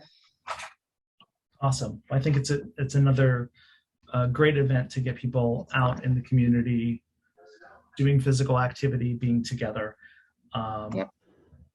For that. So I would move that we send a letter of support for the 2022 DC Bike Ride for Saturday, December 10th. Second. Awesome. And all those in favor? Awesome. 2 of 2 voting in favor. All right. Thank you, commissioners, and I hope to see you out on September 10th on your bikes. Awesome. Awesome. Thank you. Let's move on to our ABRA licensing. This is for Sunstone K9 leasee at the Renaissance Hotel, a new retailer's Class B 25% beer wine. It's ABRA 121685. Do we have Stephen O'Brien on with us? I'm going to be in his place, Commissioner. All right. I thought you were probably going to do that, Matt. Absolutely. Yeah, so as you outlined, this is an application for a retailer's Class 25% B ABC license at the Renaissance Hotel at 999 9th Street Northwest. The hours of operation for let me just explain a bit what the 25% B applications for. It's just to allow these sort of gift shop, market, grab and go area to sell beer and wine in closed containers to guests to take to their hotel rooms, rather than having them, sit at the bar. It's something that a lot of hotel amenities are adding now. It's really just an amenity for guests. Excuse me. The hours of operation for the little market convenience area are 6 a.m. to 2 a.m. during the week and 6 a.m. to 3 a.m. on the weekends, with alcohol sales from 7 a.m. to 12 a.m. daily. I just want to emphasize again that this is in the lobby of the hotel. There's no direct access or signage to the outside, so it's pretty minimal in terms of impact on the community. Excellent. And yeah, we've had a couple of these come up over the last year as well. Yes. I was going to say also, because it's an operating hotel already, we're going to ask the ANC support for a stipulated ABC license as well. Got it. Otherwise, the petition deadline date isn't until the end of August, August 22nd. Got it. So with a stipulated license. Okay. Ms. Nelson, questions? No questions. Awesome. And community concerns or questions? Okay, I'd like to move that we send a letter of support for this application 121685 for the Sunstone Key leasee at the Renaissance Hotel. Second. And all those in favor? Awesome. 2 of 2 voting in favor. And I would like to also move that we send a stipulated license for the same establishment. Second. Okay, and just all in favor? Okay, good. 2 of 2. Okay, 1 down, Matt. 1 down. Moving on, yeah. So the next license up for discussion is the retailer's Class C license, Class C restaurant license that we filed on behalf of Mi Vida F Street, trading as Mi Vida. It's going to be located at 575 7th Street Northwest. That's the former Rosa Mexicana location, just across from the Capital One Arena. We're applying for hours of 8 a.m. to 2 a.m. during the week on the inside, 8 a.m. to 3 a.m. On the weekends on the inside as well. There'll be a sidewalk cafe endorsement for a total of 65 seats. We're asking for hours of 8 a.m. to midnight during the week and 8 a.m. to 2 a.m. on the weekends. We're also applying for an entertainment endorsement, and that's just going to be mirroring the inside hours of 8 a.m. to 2 a.m. during the week and 8 a.m. to 3 a.m. on the weekends. Mi Vida is going to be a full-service Mexican restaurant. It's from the Need Hospitality Group. This will be their 8th restaurant in DC, their 3rd Mi Vida location, and their 2nd one in ANC 2C, the first one being Succotash. Oh, got it. Got it. What types of entertainment are they thinking about inside? So for the other locations, they've always applied for an entertainment endorsement, but haven't really used it. It's more so to have the flexibility. Some, ideas are potentially for a mariachi band on Cinco de Mayo. Just there's no plan for regular entertainment, but it's very difficult and more expensive to apply for one-off permits several times throughout the year. Got it. Yes. Yeah. And 65 seats. Was that what Rosa Mexicana had? I couldn't actually find a copy of the approved drawing, but from what I saw from the prior year's permits, it was 65. 65, yeah. That's what I thought. And obviously, the DDOC application will really relegate the complete capacity of the sidewalk cafe permit. We just copied what was there for our ABC license application for the sake of selecting a number. Got it. Got it. And there are no residences right there. And the entire outdoor area is along F Street. You don't wrap around to 7th Street, right? It is on the corner, but I believe the outside seating is only planned for along across the street from the Capital One Arena. The Capital One Arena, right, right. Yeah, Commissioner Nelson, do you have any concerns? Okay. Any community members have any concerns? All right. Do you want to take this one or want me to do it? Go ahead, you're on a roll. Okay, sorry. I'd like to move that we send a letter of support for Mi Vita, new retailers Class C restaurant license, Abra 121638 at 575 7th Street Northwest. A second. All right, all those in favor? 2 of 2 voting in favor. Awesome. Matt, do you need a stipulated for that? Not for this one, no. The protest deadline is excuse me, early August, but the construction won't be finished until hopefully early fall. Got it. Got it. But thank you, though. We appreciate the support as always. Awesome. Thank you so much. We appreciate you coming out. Thank you again. We'll move on to transportation, public space. Nivita for a new sidewalk cafe, unenclosed. It's a DDOT application. Do we have anybody representing the establishment on? Yes, sir. This is Dean Sartain from Studio 3877 Architecture. Can you guys hear me okay? Yep. Doing well. Yep. Great. Well, pull up the plan for you. That'd be great. That'd be great. I sent you a revised one earlier today. I'm not sure if you had a chance to get that. Yes, I have it right here. Thank you. I was almost ready to pull the other one up. And I had a big pitch prepared, but I think Mr. Minor stole my thunder here. I'm glad the space is going to be utilized. Absolutely. It's been a long time in the making. Yes. Okay. I think I have us projected there. Page 2 would be probably the best sheet to look at. There you go. How is that? Can everyone see that okay? Okay. So unlike Mr. Minor said, we are unfortunately only down to 56 seats. The Public Space Review Board had comments that required us to maintain a 10-foot clear sidewalk approach, specifically at the corner there by that street lamp where we're showing an 11-foot 2 dimension as clearance. So we had to reduce our seating in order to comply with those ordinances. Everything outside is non-permanent and removable.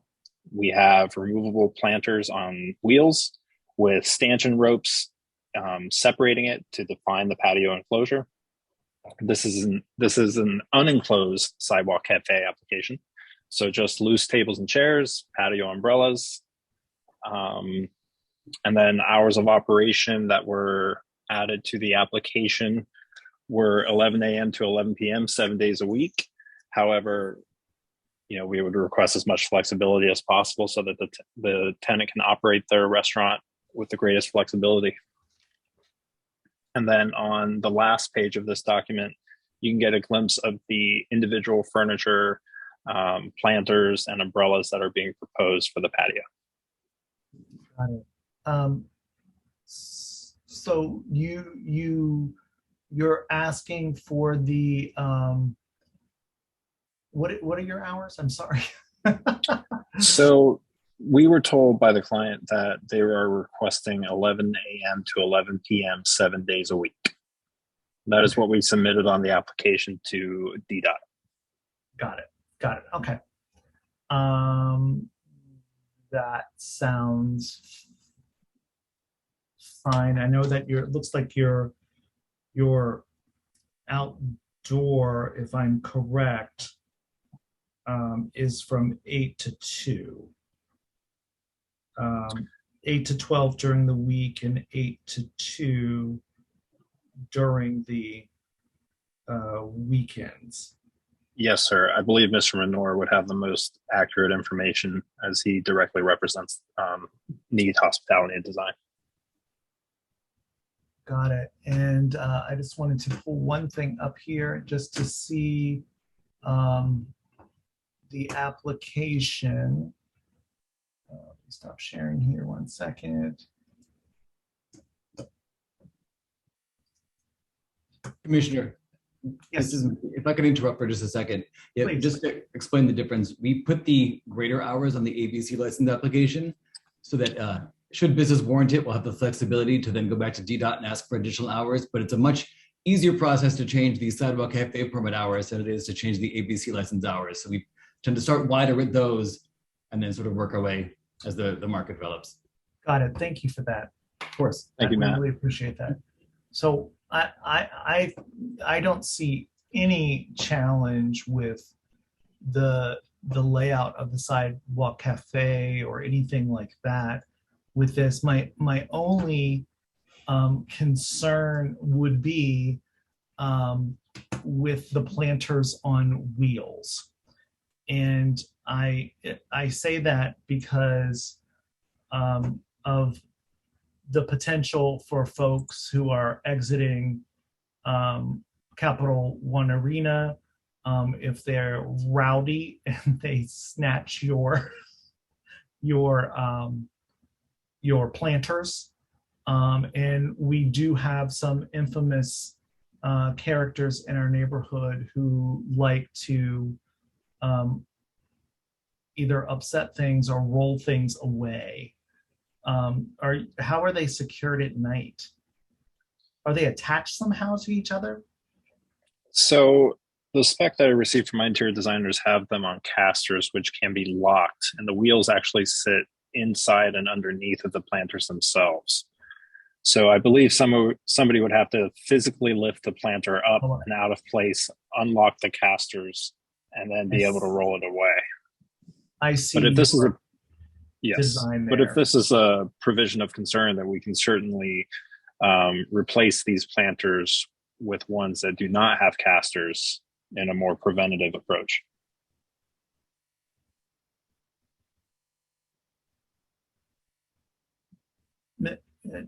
Commissioner Nelson, what are your thoughts? I saw where you were going with it, but I think I would just say, why don't we see how it goes? And then, if it looks like it's going to be a problem and it's going to be, something that could cause, harm to somebody, then we could always revisit it. Got it. Yes, ma'am. That sounds good to me. Very fair. You wanna take this one? Sure. So, making a motion to support or send a letter of support for the new sidewalk cafe for Mi Vida. I will Thank you, second commissioners. that. And all those in favor? There you go. Awesome. That's terrific. Mi Vida sidewalk cafe done. And when do they plan on opening? Do you know? I should ask. So Matt. we are mobilizing for construction as we speak, and we are shooting for November. I gotcha. Perfect. Awesome. Thank you so much. Thank you both. We'll get that letter off for you. Much appreciated. All right. Next on our agenda is City Swing at 901 New York, a new sidewalk cafe unenclosed. Is someone from City Swing with us this evening?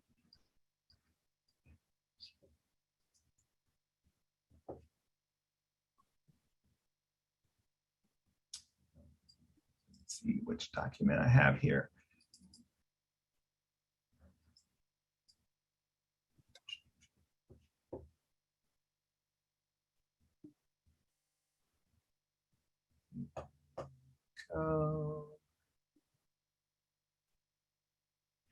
Just look here. I'm sorry, guys.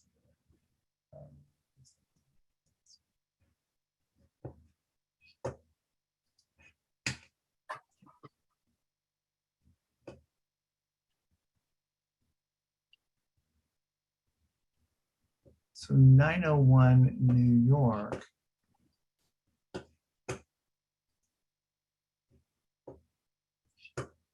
Specs.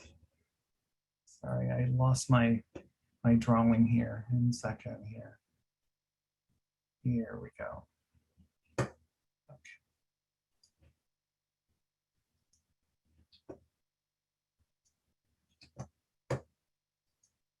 Sorry about that. So this is 901 New York. It is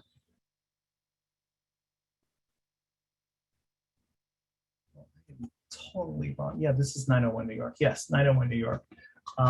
City Swing, and it's for an outdoor cafe. It looks like we have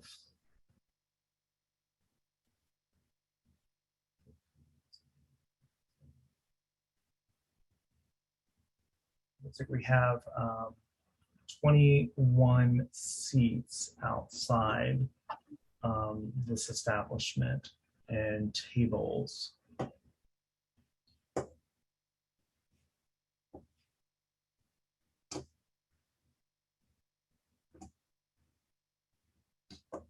So if no one is here from City Swing,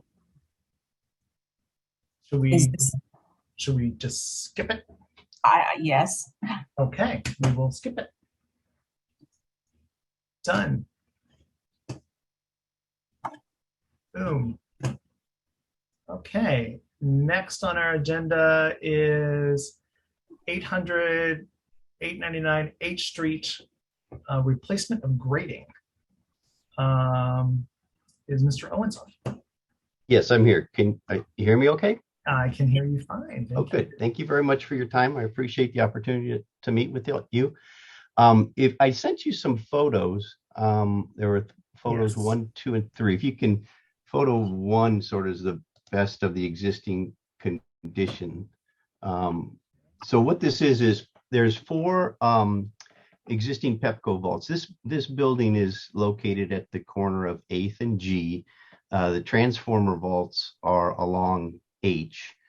I'm sorry. It's at the corner of 9th and H. Excuse me. And the transformer vaults are along the H Street side. The building is the headquarters building for the U.S. Mint. The primary entrance is in mid-block along 9th Street. There's 4 grate tops or transformer vault tops that the sidewalk is in disrepair and needs to be replaced. Go to 1 first. That's another location that I'm showing as an example. Sure. But photo 1. Let me just leave that open and I'll just move it out of the way here. Yeah, that was a second email. So the vault, there's 2 things that we're trying to accomplish here. One is to correct the paving, the brick sidewalk and stuff. As you can see, it's in disrepair. This is the building, and these are the vault tops that are going to be replaced. We're going to fix the sidewalk, get that leveled off. So these transfer vaults, the primary pedestrian pathway, as you can see, is to the left of the vaults in this picture. It's a 5-foot width between the tree grading and the tree well and the vault. So the main circulation for the pedestrians is on the solid sidewalk. The vault tops are up against the building. This building is about 20 years old, and there's been an ongoing problem with the transformer vaults, overheating and components, going out. So the GHT Limited is the mechanical contractor for the Mint, and they've been working with Pepco on a solution to try and address this overheating problem. And Pepco's solution is to replace the vaults and incorporate, part brick and part grading, which you see in other situations. And it would be the same vaults, same locations, same number of vaults. It'd just be the tops would be different. If you could go to photo 2, it just shows another sort of lay. So that's just the vaults on the right, and the main sidewalk is to the left of the vaults. So vault picture number 3 is what the proposal, Pepco is recommending.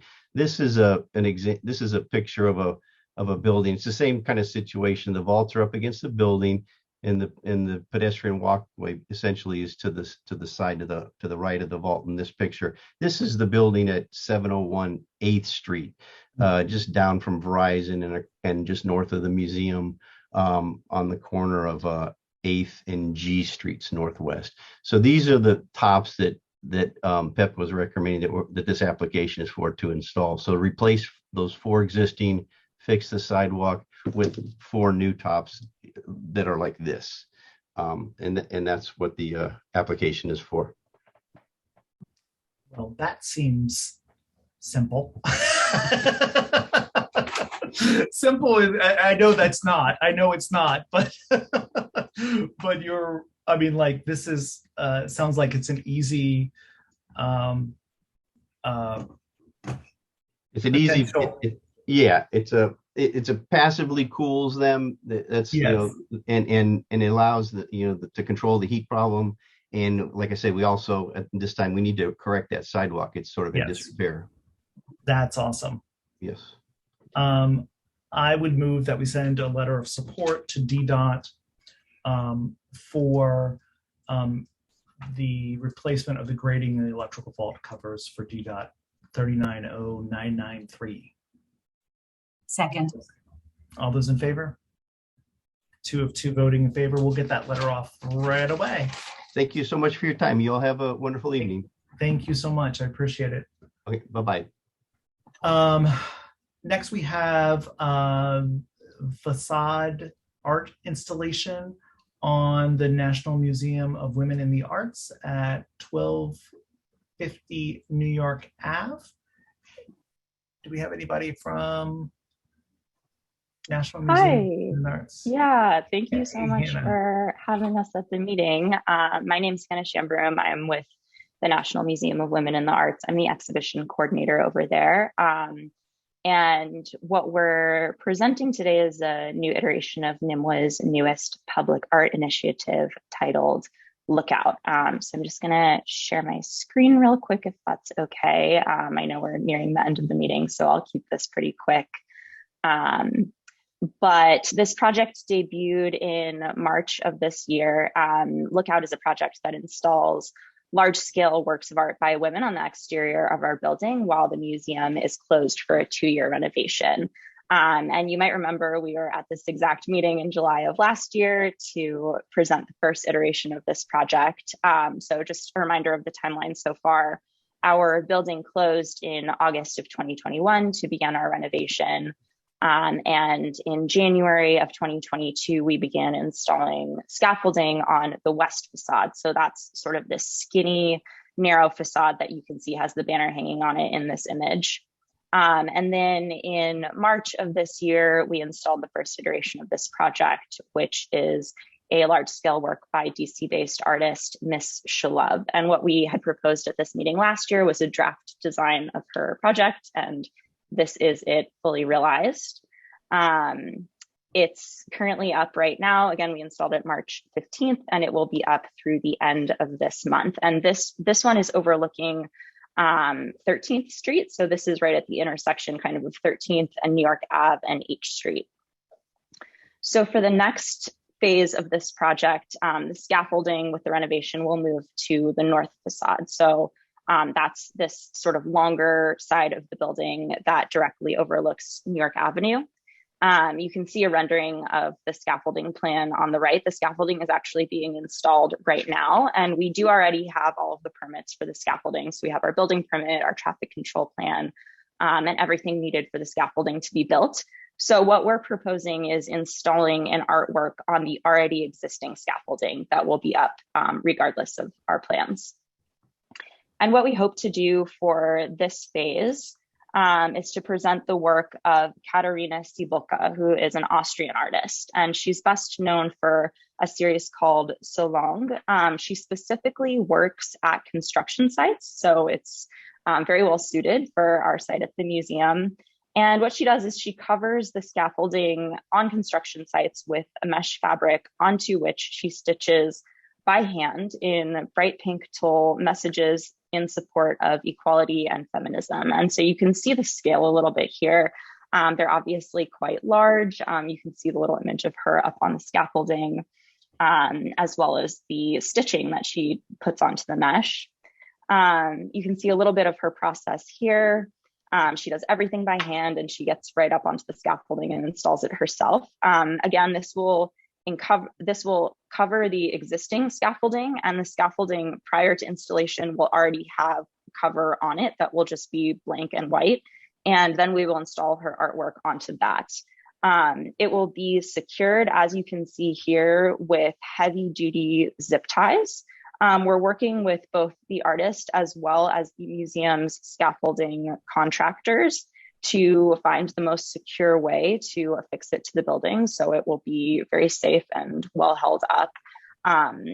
It will probably be similar to the way that we've installed the current installation, and we've had no issues with that. So we anticipate that part of it to be pretty smooth. The project as a whole, as I mentioned, is titled So Long, which means as long as in German. I apologize if there are any German speakers. I'm sure I'm butchering that. I'm a French speaker, so that's a little bit out of my zone.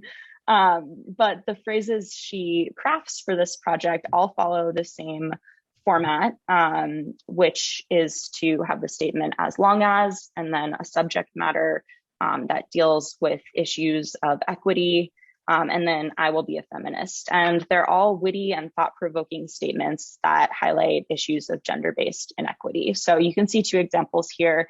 These ones are both works she's done in Europe, but something that we're really excited about is that this work at the museum will be her very first installation in the United States. And the artist is really excited to work with us. And she's particularly excited to bring this project to DC specifically, which of course is, you know, kind of the center of our country and our government. I think these are two kind of good examples of her work. She covers a wide array of issues. And one thing that's been exciting for us about her process is that she really involves the local community in coming up with these phrases. Each one is specific to the site and the city that she's working in. So prior to coming up with each custom phrase, she does a lot of local and public outreach where she engages with people in the community to understand what issues they're concerned about and what things kind of come to mind with them. So in her work with us, we worked with her to create a survey, and that was made public through all of our social media channels on our website, where we invited people to participate in the project by telling us what their as long as phrase would be, or to submit an issue or something that they cared about. So it was nice to be able to work with her on that.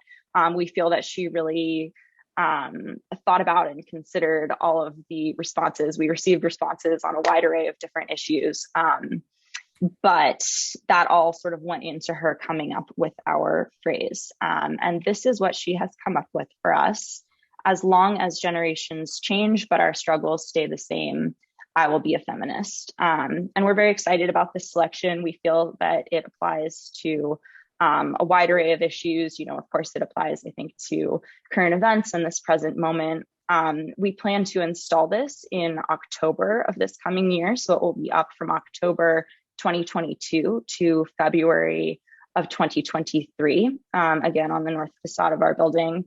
And we feel that this phrase, you know, I think anyone who sees this will, you know, regardless of age or gender, any way that anyone identifies, I think there will be a way for people to really connect with this message and resonate with it. One thing that I want to mention that's very important is that for the artist, it's extremely important that this phrase is sort of under wraps until the reveal of it when she installs it. So I will ask that everyone present here not share this with anyone. It's top secret, so you're kind of being let into our process a little bit. So please don't share this with anyone, but we will be excited for this, you know, kind of big reveal of the project come this fall. So again, you know, we're very excited about it. We're really excited to bring this project to the United States for the first time. And I'm happy to answer any questions that anyone has about it. I just have to say that I am so thrilled to see the skirting around these construction sites to be utilized as campuses, which is very exciting. And Mchugh Love was great. This is, I'm sure, going to be awesome as well. So thank you for bringing this to DC and considering this when your renovation is in progress. Thank you. Yeah, and we thank you as well for your support with the first phase of this project. We really appreciated how enthusiastic that you all have been about that. That's awesome. Commissioner Nelson, do you have any comments? Yeah, I would just add that DC is certainly obviously, in addition to the capital of the country, and it's got an international presence, and so I like that we have an international artist doing this, but I really appreciate the fact that you and this person, Katerina or Catherine, sorry, I probably got that mixed up, but I appreciate the fact that she and you also saw this as a city of residents, of people who actually do live here and work here, and it's not just the federal government. And so taking the concerns and the considerations of people, of actual residents, into her thought process and how she came up with the slogan, I really appreciate that. Yeah, we're really excited about that too. It's been a really nice process to work with her and do that type of outreach. I don't know, it was really interesting to see people's different responses. I'm sure that's great. Any community comments? Awesome. And this goes to some comments in the box. Love it. This letter goes to whom again? Is this? Last time we came to you, hi everybody. Good evening, commissioners and neighbors. I'm Katie Watt, Deputy Director at the museum. It's good to be with you. And last time we came to you, we needed it in support of a grant for which we were applying, but we have funded this differently this time, and we're just coming to you tonight as our neighbors and our friends to try to sort of get you excited about the project. But we would very much appreciate, commissioners, a letter just for our files so that we can have your enthusiasm documented. Got it. We will certainly do that. Thank you. I'd like to, did we vote on this? I'm sorry. We did? No. Oh, we haven't. Sorry, go ahead, Ms. Commissioner Nelson. That's okay. All right, so I'll make a motion to provide sort of a letter of reference / support to the National Museum of Women in the Arts for their facade. So I will second that. And all those in favor? 2 of 2 commissioners voting in favor of that. Sorry about that. It's been a long evening.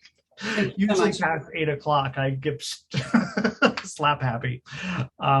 Terrific. This is great. And I hope, Hannah, that during this construction, that you're having any nice finds you have hidden in the crevices of your building walls, etc., that maybe that ends up being an exhibit somewhere in a little corner or a little stash of the museum at some point. Yeah, that would be exciting. I don't think they've dug up anything too exciting so far, but I just wanted keep you updated. Like a pair of glasses from the 1700s. I don't know. Terrific. Well, awesome. Well, thank you all so much, and we'll get that letter off to you. Thank you again. Much appreciated. Thank you so much. Definitely. Take care. Next, we will move on to a T-Mobile sign installation on 7th Street at 726 7th Street.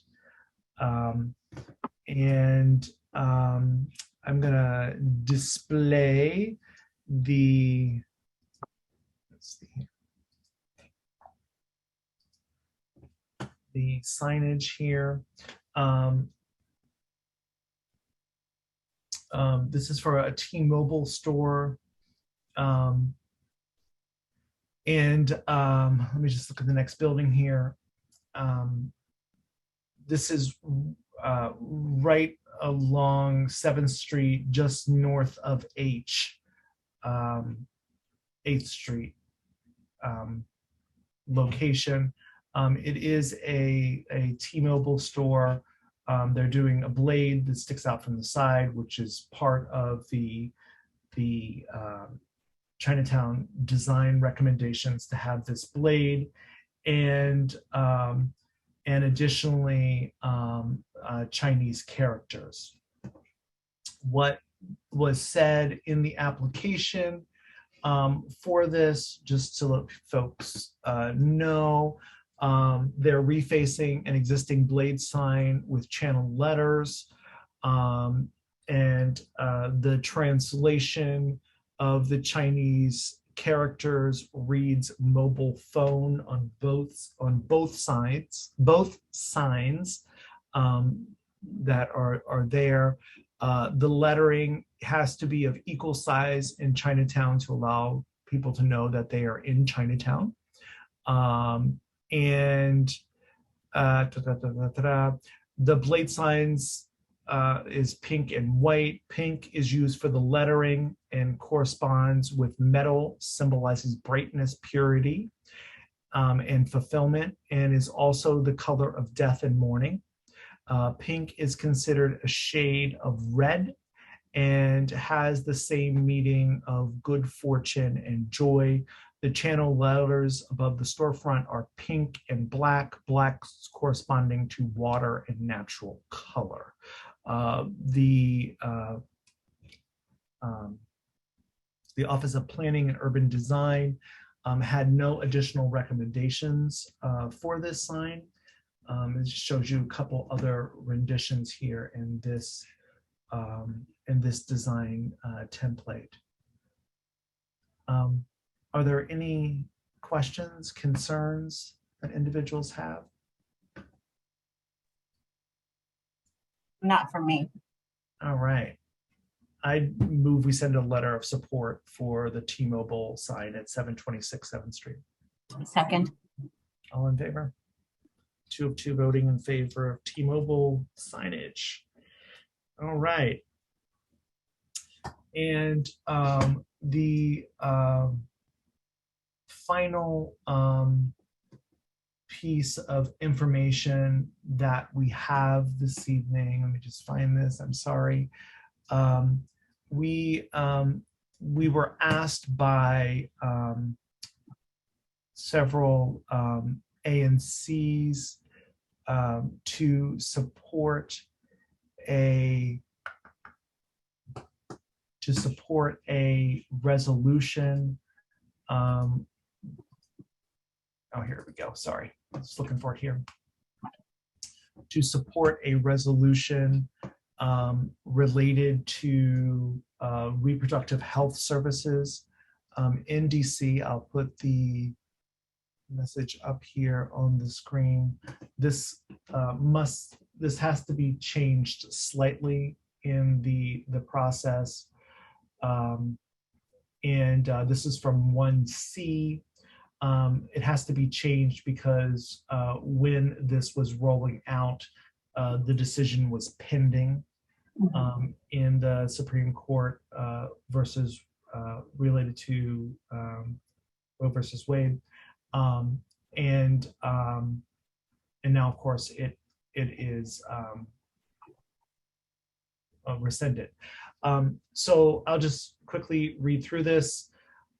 Whereas healthcare is a universal human right, and whereas abortion is a common, safe form of healthcare, and whereas abortion is legal and protected in Washington, D.C., and whereas intimidation and physical obstruction are common tools used to deter individuals from accessing and providing abortion services, and whereas restrictions and bans on access to abortion services create financial, physical, and mental health risks to individuals seeking them or who are denied needed procedures, and whereas the Supreme Court eliminated the constitutional protections for abortion in its decision in Dobbs versus Jackson Women's Health Organization, resulting in individuals in the U.S. Enacting further restrictions on abortion services, and whereas restricted access to abortion and other reproductive health services may lead to an increased number of individuals residing outside of the District of Columbia to seek abortions and related care outside their state of residence. This would be changed, of course, to therefore be it resolved that ANC 2Cs urges the government of the District of Columbia to guarantee access to affordable and reproductive health services in the district,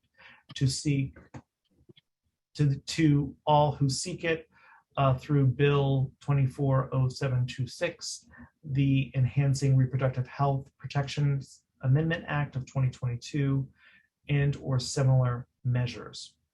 And be it further resolved that ANC 2C urges all relevant offices within the government of the District of Columbia, including but not limited to the Mayor, DC Council, Attorney General, and Department of Health, communicate or continue to communicate to the general public that reproductive health services are available within the district, regardless of one's place of residence, citizenship, legal status of citizenship, race, age, ethnicity, income, gender identity, or religious creed or lack thereof.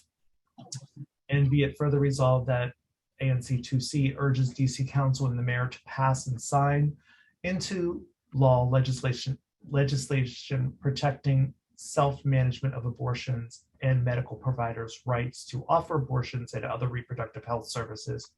And be it further resolved that ANC 2C urges DC Council and the Mayor pass and sign into law full Medicaid funding for abortion and other reproductive health services in the district, notwithstanding the federal Doran amendment, including for self-medicated abortions.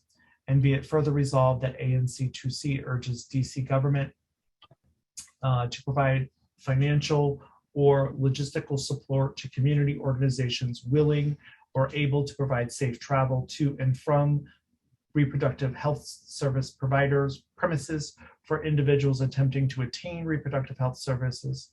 And be it further resolved that ANC 2C urges DC Council and the Mayor to pass legislation prohibiting state courts from enforcing the penalties of other states against anyone who obtain reproductive health services which are illegal in another state, in the spirit of House Bill 5414, which was recently introduced in Connecticut. And be it further resolved that ANC 2C urges DC Council and the Mayor to voice support for HR 3755, the Women's Health Protection Act of 2021, in order to widely and permanently codify the right to provide and access abortion services throughout the United States.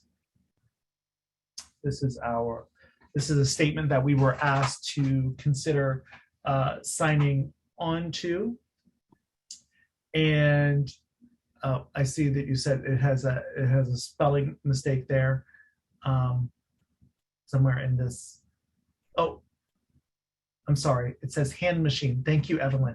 Back related to the T-Mobile site. Sorry about that. Ms. Nelson, do you have any questions? I don't. We have Howard Marks, who has raised their hand. Yeah, Michael, Chairman. This issue, a similar issue came up, I believe, about 6 months ago. There was another ANC that wanted our ANC to go on record supporting effectively defunding the police and shifting resources from the Metropolitan Police Department to mental health services. And rightfully so, the ANC rejected that request. Yes. Because it felt that that was inappropriate. If I'm correctly recalling what happened, I would say that this is another example of a sort of a swamp where, this is an issue, of course, that I personally favor. I favor women's productive rights, of course, but I don't think that this is the purpose of an ANC as set up under the Home Rule Act. Frankly, it's to advise the city government. It says it in the title, dealing with issues dealing within the geographic boundaries of the ANC. This resolution that was transmitted is filled with all sorts of extraneous materials dealing with what's going on in the Connecticut General Assembly, if I heard you correctly, dealing with all sorts of minutia. And I would just hate to think that the ANC would go on record supporting something that is not researched It has not had held hearings on. It's just rubber stamping something that was passed along on a very serious national issue in which there's an enormous debate. I don't think it's appropriate, even if every word in there I could agree with. Right. I don't think it's inappropriate. That's what I have to say. I would recommend, as a resident, that this be tabled for further discussion or rejected. Thank you. Thank you, Howard. And Howard does bring up an excellent point. Is this something that ANCs should be weighing in on, and our ANC weighing in on as well? Gigi, I don't know if you have a thought. Don't want to put you on the spot. I don't mind being put on the spot. So I actually agree with Howard. That was when I saw it on the agenda. That's huge, some lightning out there. Anyway, but when I saw it on the agenda, my first thought was, right? But when I saw it on the agenda, my first thought was, is this really something for the ANC? I mean, obviously it affects a great many people, and everyone has their opinion about where they fall on it. But as far as ANC business, I don't know that it really qualifies as ANC business. But because I do obviously agree with the sentiments. If you want to, I'm fine with it. But if not, I'm good either way. I'm going to. I think we should. I think that Howard, thank you for your insights here. I think we need to do a little bit more research on this. If this is something that we want to move forward with, I think it would be something that we were to table and explore it. I think that would be a better approach, or say that this is not within the purview of the ANC. I guess I'm just not really clear about what it is they want. Yeah. They're looking for a safe haven for reproductive health services in the district. But the city's already said that, though. Yeah. Yeah. So I guess I kind of don't see the point. Yeah. I mean, or is it just sort of like saying, okay, yes, we agree with the city on this? I mean. Yeah. Yeah, I see your point. Because Mayor Bowser made it very clear that this was going to be a safe haven. Yeah. Yeah. Let us, I would move that we table this at the moment, and we further explore this to see if any of this is being moved into legislative action in the district at this point. Okay. Sounds because good. I agree with all of the access issues. I know that the providers that I work with are very concerned about their ability to provide reproductive health services and what this might mean nationally and locally for PIP folks. So I think that we need to explore it further. All right. Awesome. Ms. Nelson, do you have anything else? No, I don't. All right.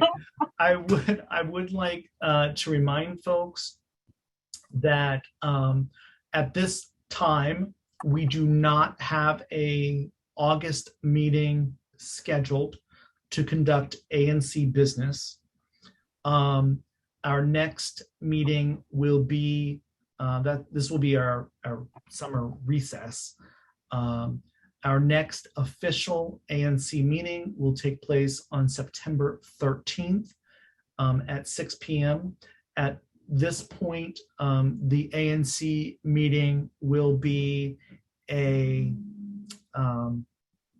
hybrid model in which we will be conducting the ANC virtually and in person, as our legislation to be virtual will expire prior to our meeting for that happening. I'm sorry, Michael, what month was that? September. Okay.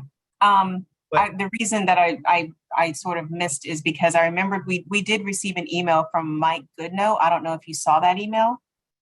No, I did not. It was an email about the bike lanes, and he wanted to know. I assumed he would be here. I don't think that he is on. I guess, is Mike Goodnow on? Is there or anybody to discuss bike lanes? So yeah, it was sent to you, so you may want to check that and follow up with him. I think they wanted something from the commission. Goodnow? Yes, it was sent Monday at 10. Oh, Monday. Yeah. Yes.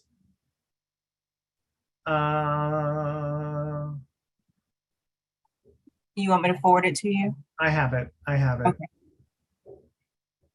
Got it. Got it. I totally missed this. Was a little late anyway. So we'll ask to have this put on the September agenda. Okay. So that it can be fitted in at that point. Okay. But we can talk and figure out how we want to handle this. Okay. All right. With no further ado, I'd like to make a motion that we adjourn the meeting. Second. All in favor? Thank you. Thank you, everybody, for hanging in to the end with us. And thank all of you for all of your work in our community and your advocacy with city government.